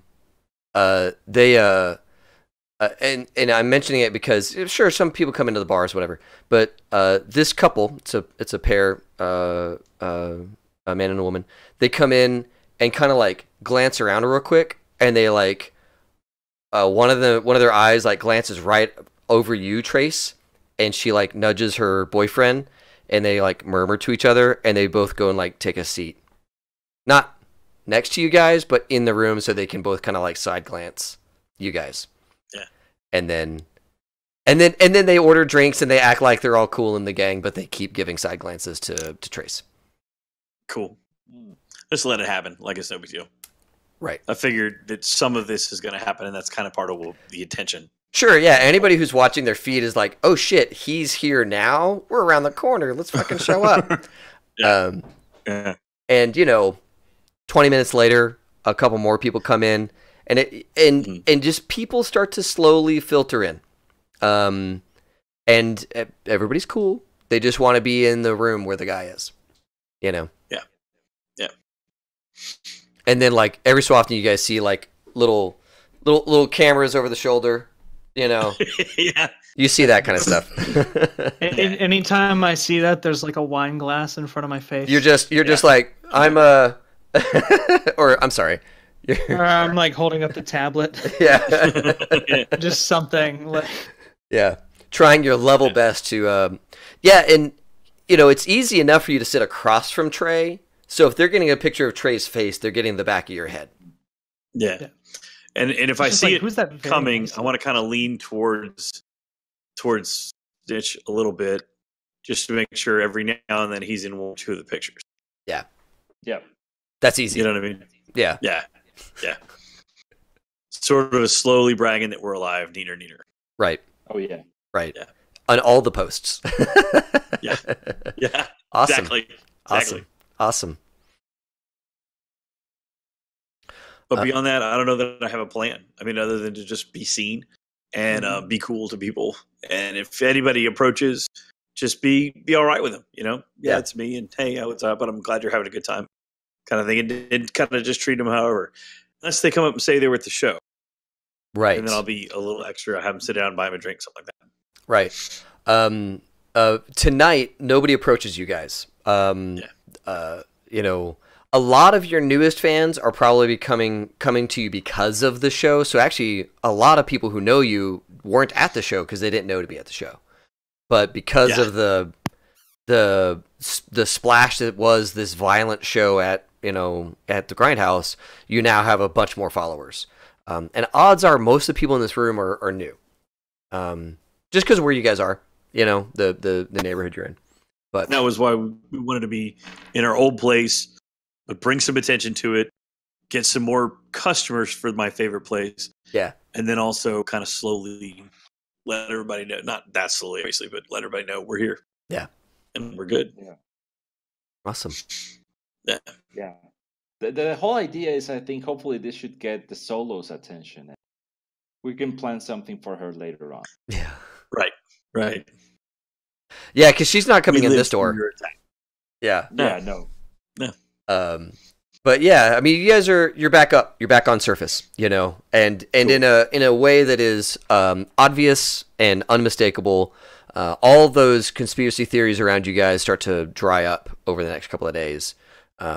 Though the weird thing about conspiracy theories is some of them like take hold in really weird ways. So like people are saying, "Oh, those are facial reconstructs from Arasaka.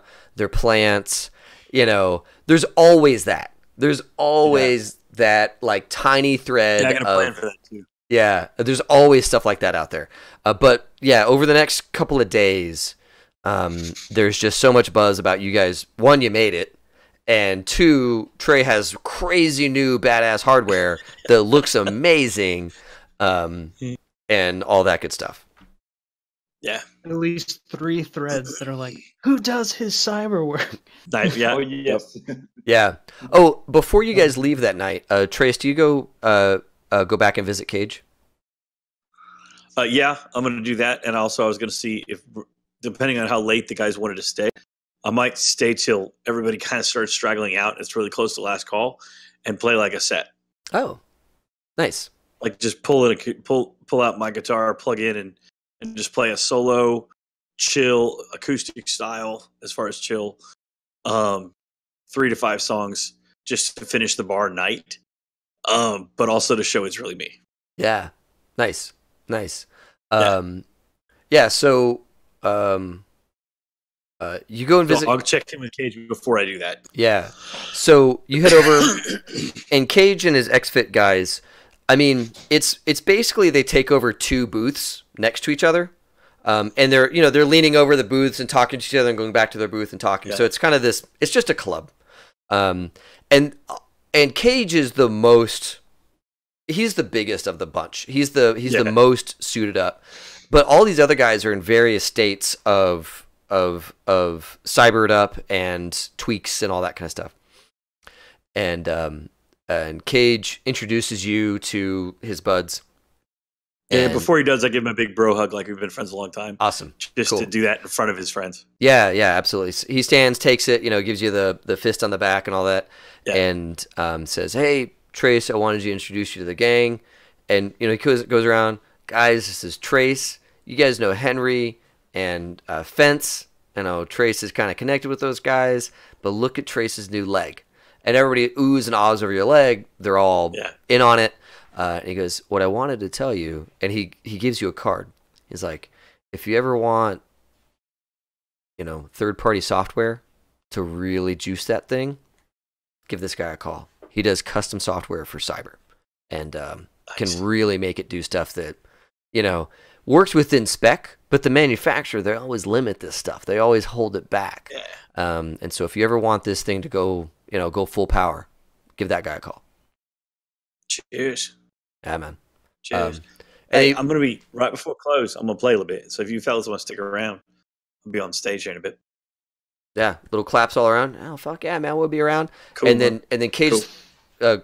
gets the lady's attention, the waitress's attention. Is like, him and his crew. The next round's on me. All right. And she goes, oh yeah, of course, of course. And she starts Cheers. putting the table together. Awesome. Awesome. I'm gonna slide the card to Vice when I get back over there. Okay.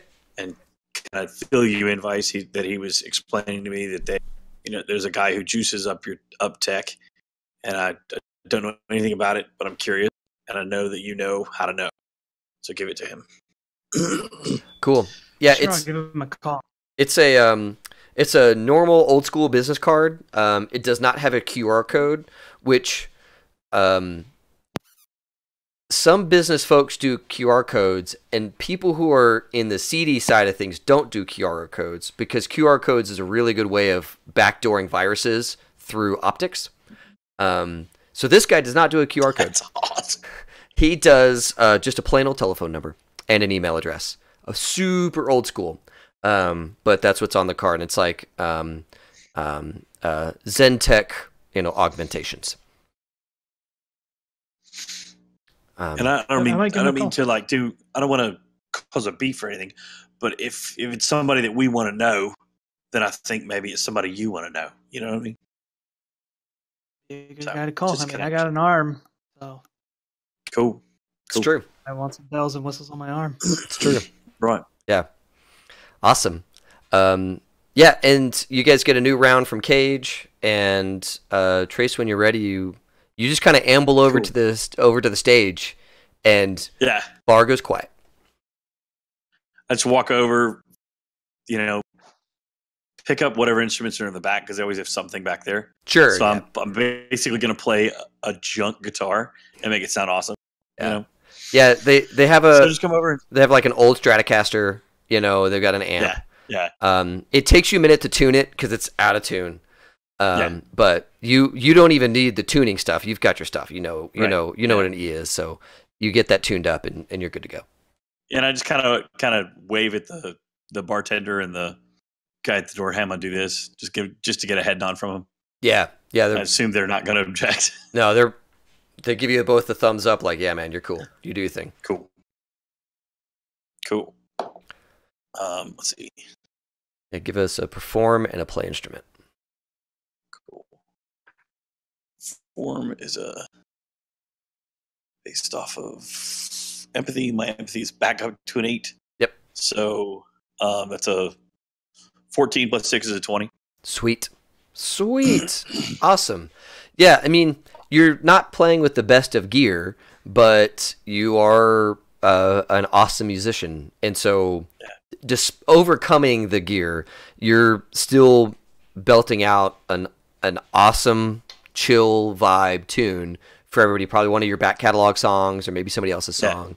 But Play a cover of an old Bowie or whatever. yeah, and there's totally phones out filming.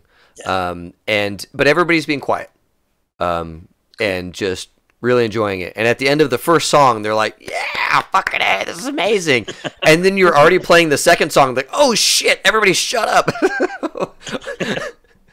They thought they were getting one song. They had no idea they were getting two. So my play instrument is an 8. My tech is a 7, and I rolled a 7, so that's 22. Nice. Yeah. Again, you're overcoming the challenges of the gear super well.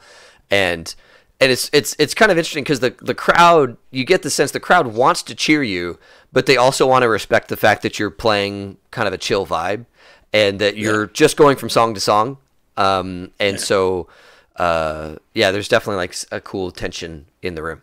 Yeah, the whole point is to ignore the crowd and just kind of play like a thing and let them be involved in my intimate moment. Yeah. Yeah. And then I'll finish with like Closing Time by Supersonic. Yes. As a GTFO kids, it's time to get out of here.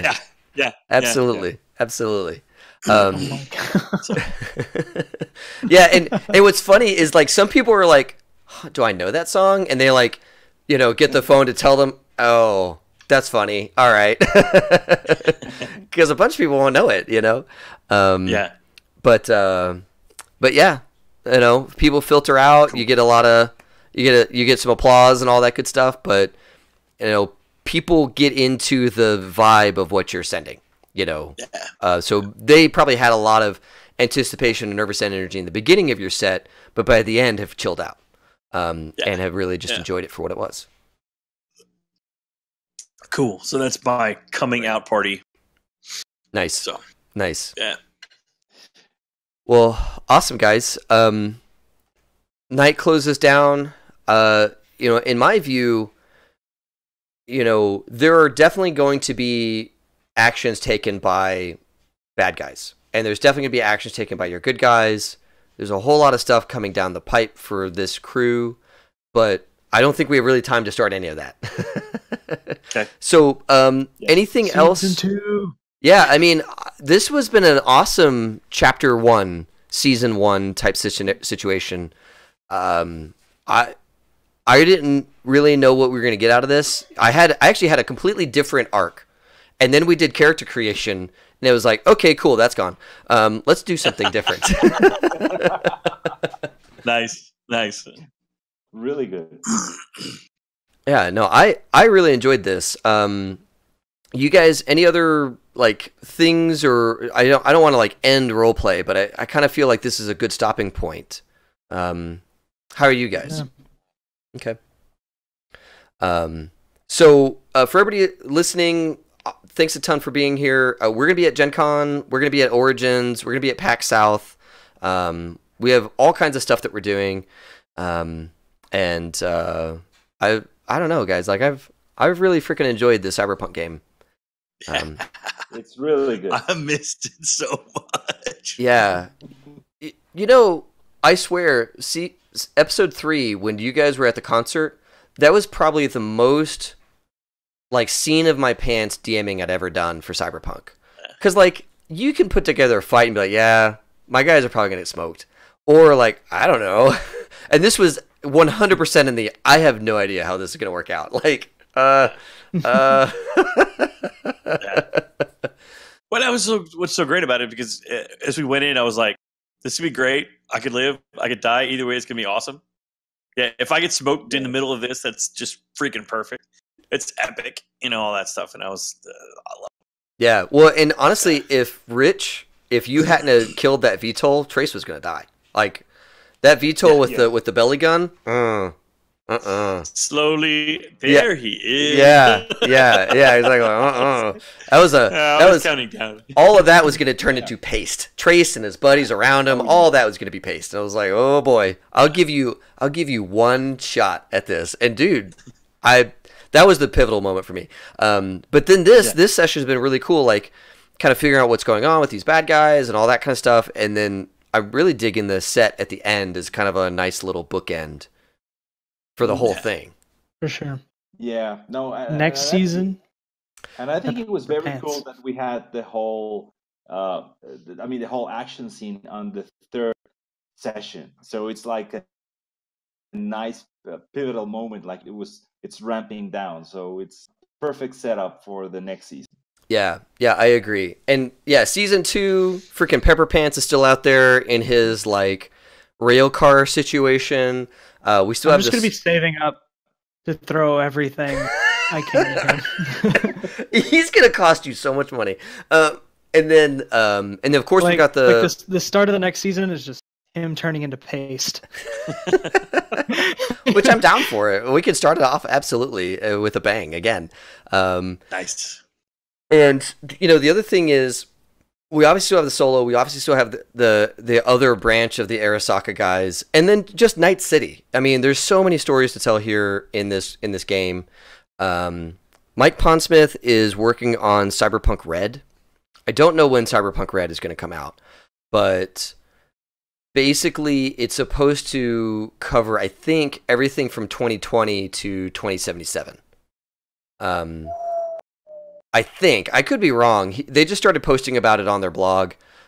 If they get Cyberpunk Red out, we're totally going to play it. But if not, we're going to stick back with 2020 and be playing that. So it really depends on when Cyberpunk Red comes out. I know they're working on it. Cool. Cool. Yeah. But yeah, That's dope. we're going to do some other role-playing games. We'll do another a poll on the Facebook group and a Discord to figure out what our next system is going to be.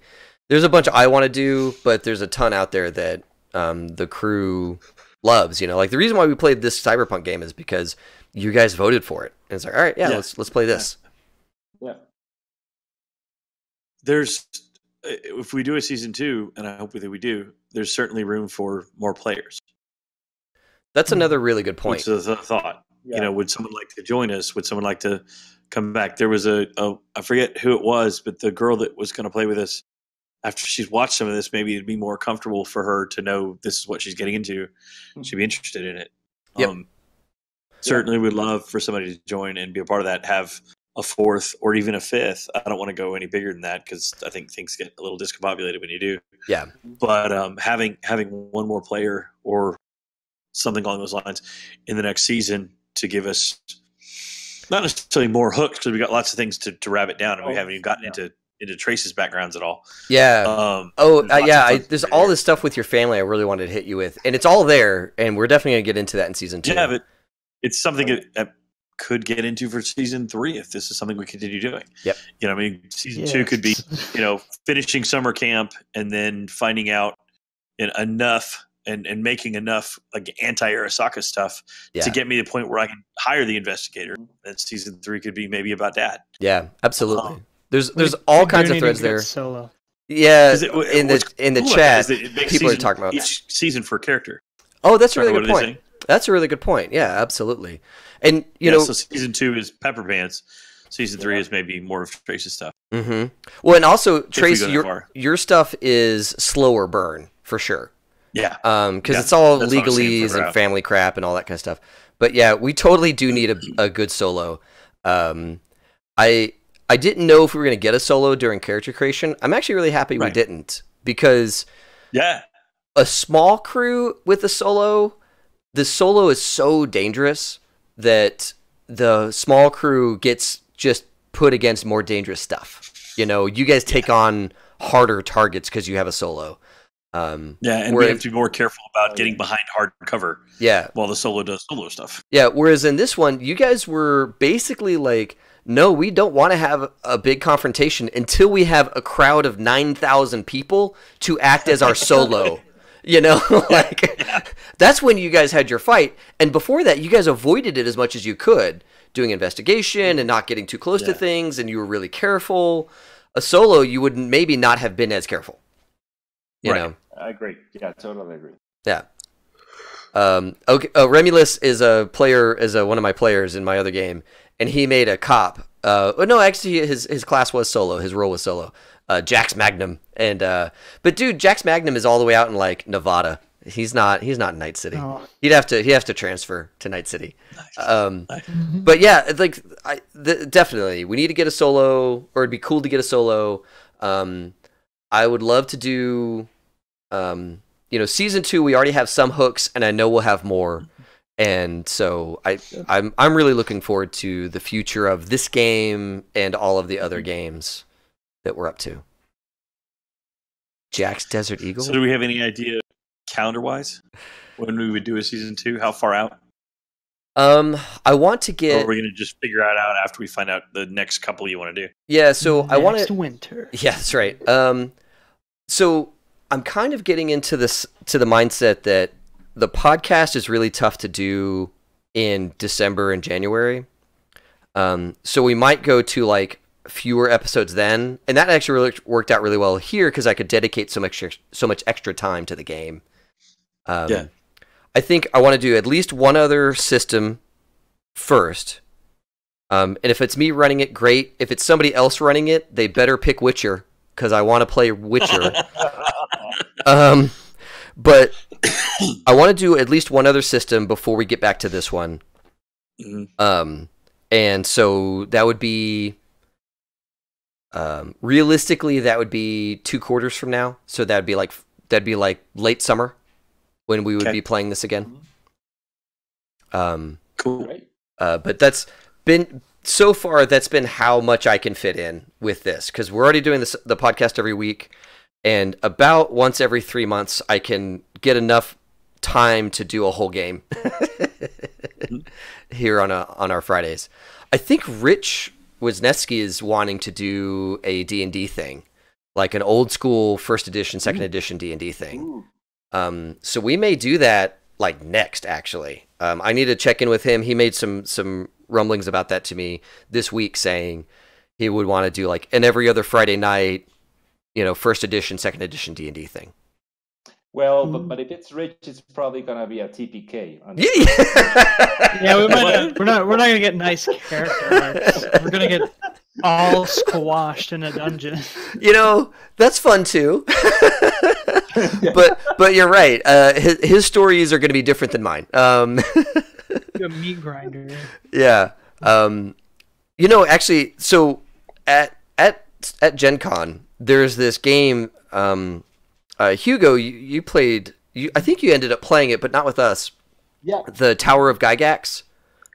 Mm-hmm. It's like I think it's second edition D&D, and they have this giant binder full of old school traps and puzzles and riddles and monsters that'll get you killed, and it's this like giant book of how to kill whole parties of players in early D&D.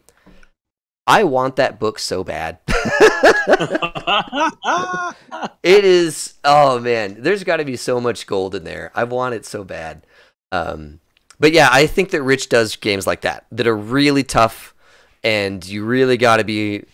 I mean, you check your traps. You don't like just check for traps. You go and get that 10-foot pole, and you check with a 10-foot pole, old school style, which is going to be great.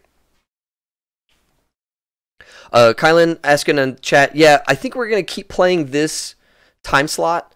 So we do the Friday night board games, and then we sometimes intermix role-playing, and then this time I just took over big swaths for the role-playing game. Friday nights work really well for me because of my job and family and all that kind of stuff. I know that other folks, it's better to do like a Thursday night or Wednesday night gig. If I get a DM that can run a game on a Wednesday night, and players that would prefer to play Wednesday night or some other night, I would be happy to support that. But just for me and what my availability is, it's always going to be Friday night. What about you guys, Hugo and Phil and Ethan? How do you guys feel? As far as like when we play? Yeah, like what evenings are good for you? Well, playing till midnight on Friday or Saturday will work as long as it's every single Friday or every single Saturday. So alternating or doing a couple and then having one off is great. What we did here by having a break some and then back to it works really well. Unfortunately, it didn't occur to me that I had to do setup for tomorrow tonight, which is why I was late. All good. But that's not typical. So that works for me as far as when we do things. I'm actually excited to hear all of that and thinking that maybe, depending on my trial schedule, March, I might run something. Ooh, that'd be cool. Y'all, yeah. I'm just telling y'all, Phil runs some epic D&D stuff. Oh my god. Okay, cool. Awesome. We'll talk more about that. Yeah, I'd like to talk. Yeah, definitely. Hugo and Ethan, how are Friday nights for you guys? Fun to Greyhawk. Yeah. Oh yeah. Oh, sorry. Hugo, Ethan, what are y'all's like evenings like generally? So I think it's the same case as Phil was mentioning. I think if it's like a Friday, Saturday, I mean, if it's alternating, it's doable. I think the other time slot, not sure how it works.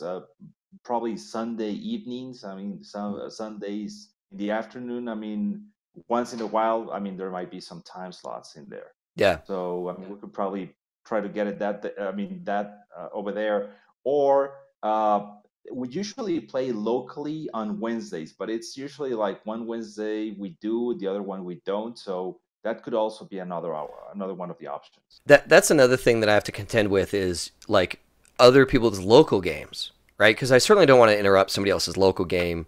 I play D&D and other games with my local crew Saturdays and Sundays, which is the reason why I haven't done our stream on those days, because I'm almost always doing something. But there are weekends where we don't, and I totally could be running streams at that time. Yeah, I'm pretty much good after 6:30 Central across the board. Nice. On weekdays. Nice. because I teach until 7:05 here.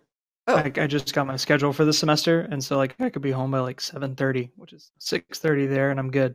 Nice. Cool. And so Nice. like Great. on weekends, I'm pretty flexible as well. My kids are down by 8, so that any night I really could do 8.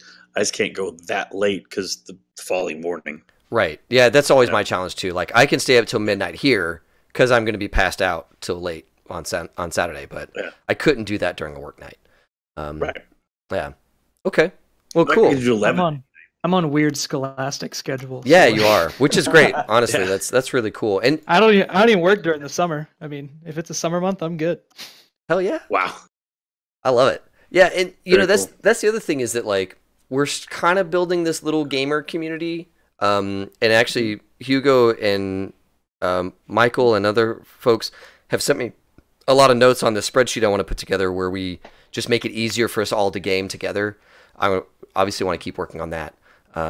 So, you know, we got our little thing going and we just keep building this little community of gamers and getting to play games together. And I have full faith that this is just the beginning of what we're putting together, which is great. Very cool. Very nice. Great. Yeah. All right. Well, I'm going to stop the stream because one, it's midnight, and two, Hugo, your stuff went crazy for a second there. It was, Yeah, I did. The but camera went wild. everybody We were at 100% home, pixelated. It was weird. thanks a ton for tuning in and watching. We actually have activity on all the streams now, which is freaking amazing. This is High Shelf Gaming. We just wrapped up Cyberpunk in the most chill and fun little ways, which has been great. So everyone at home, Surprisingly chill for Cyberpunk. I know, right? I was like, how are we having a chill evening with Cyberpunk? This is great. Everyone at home, have fun and play well.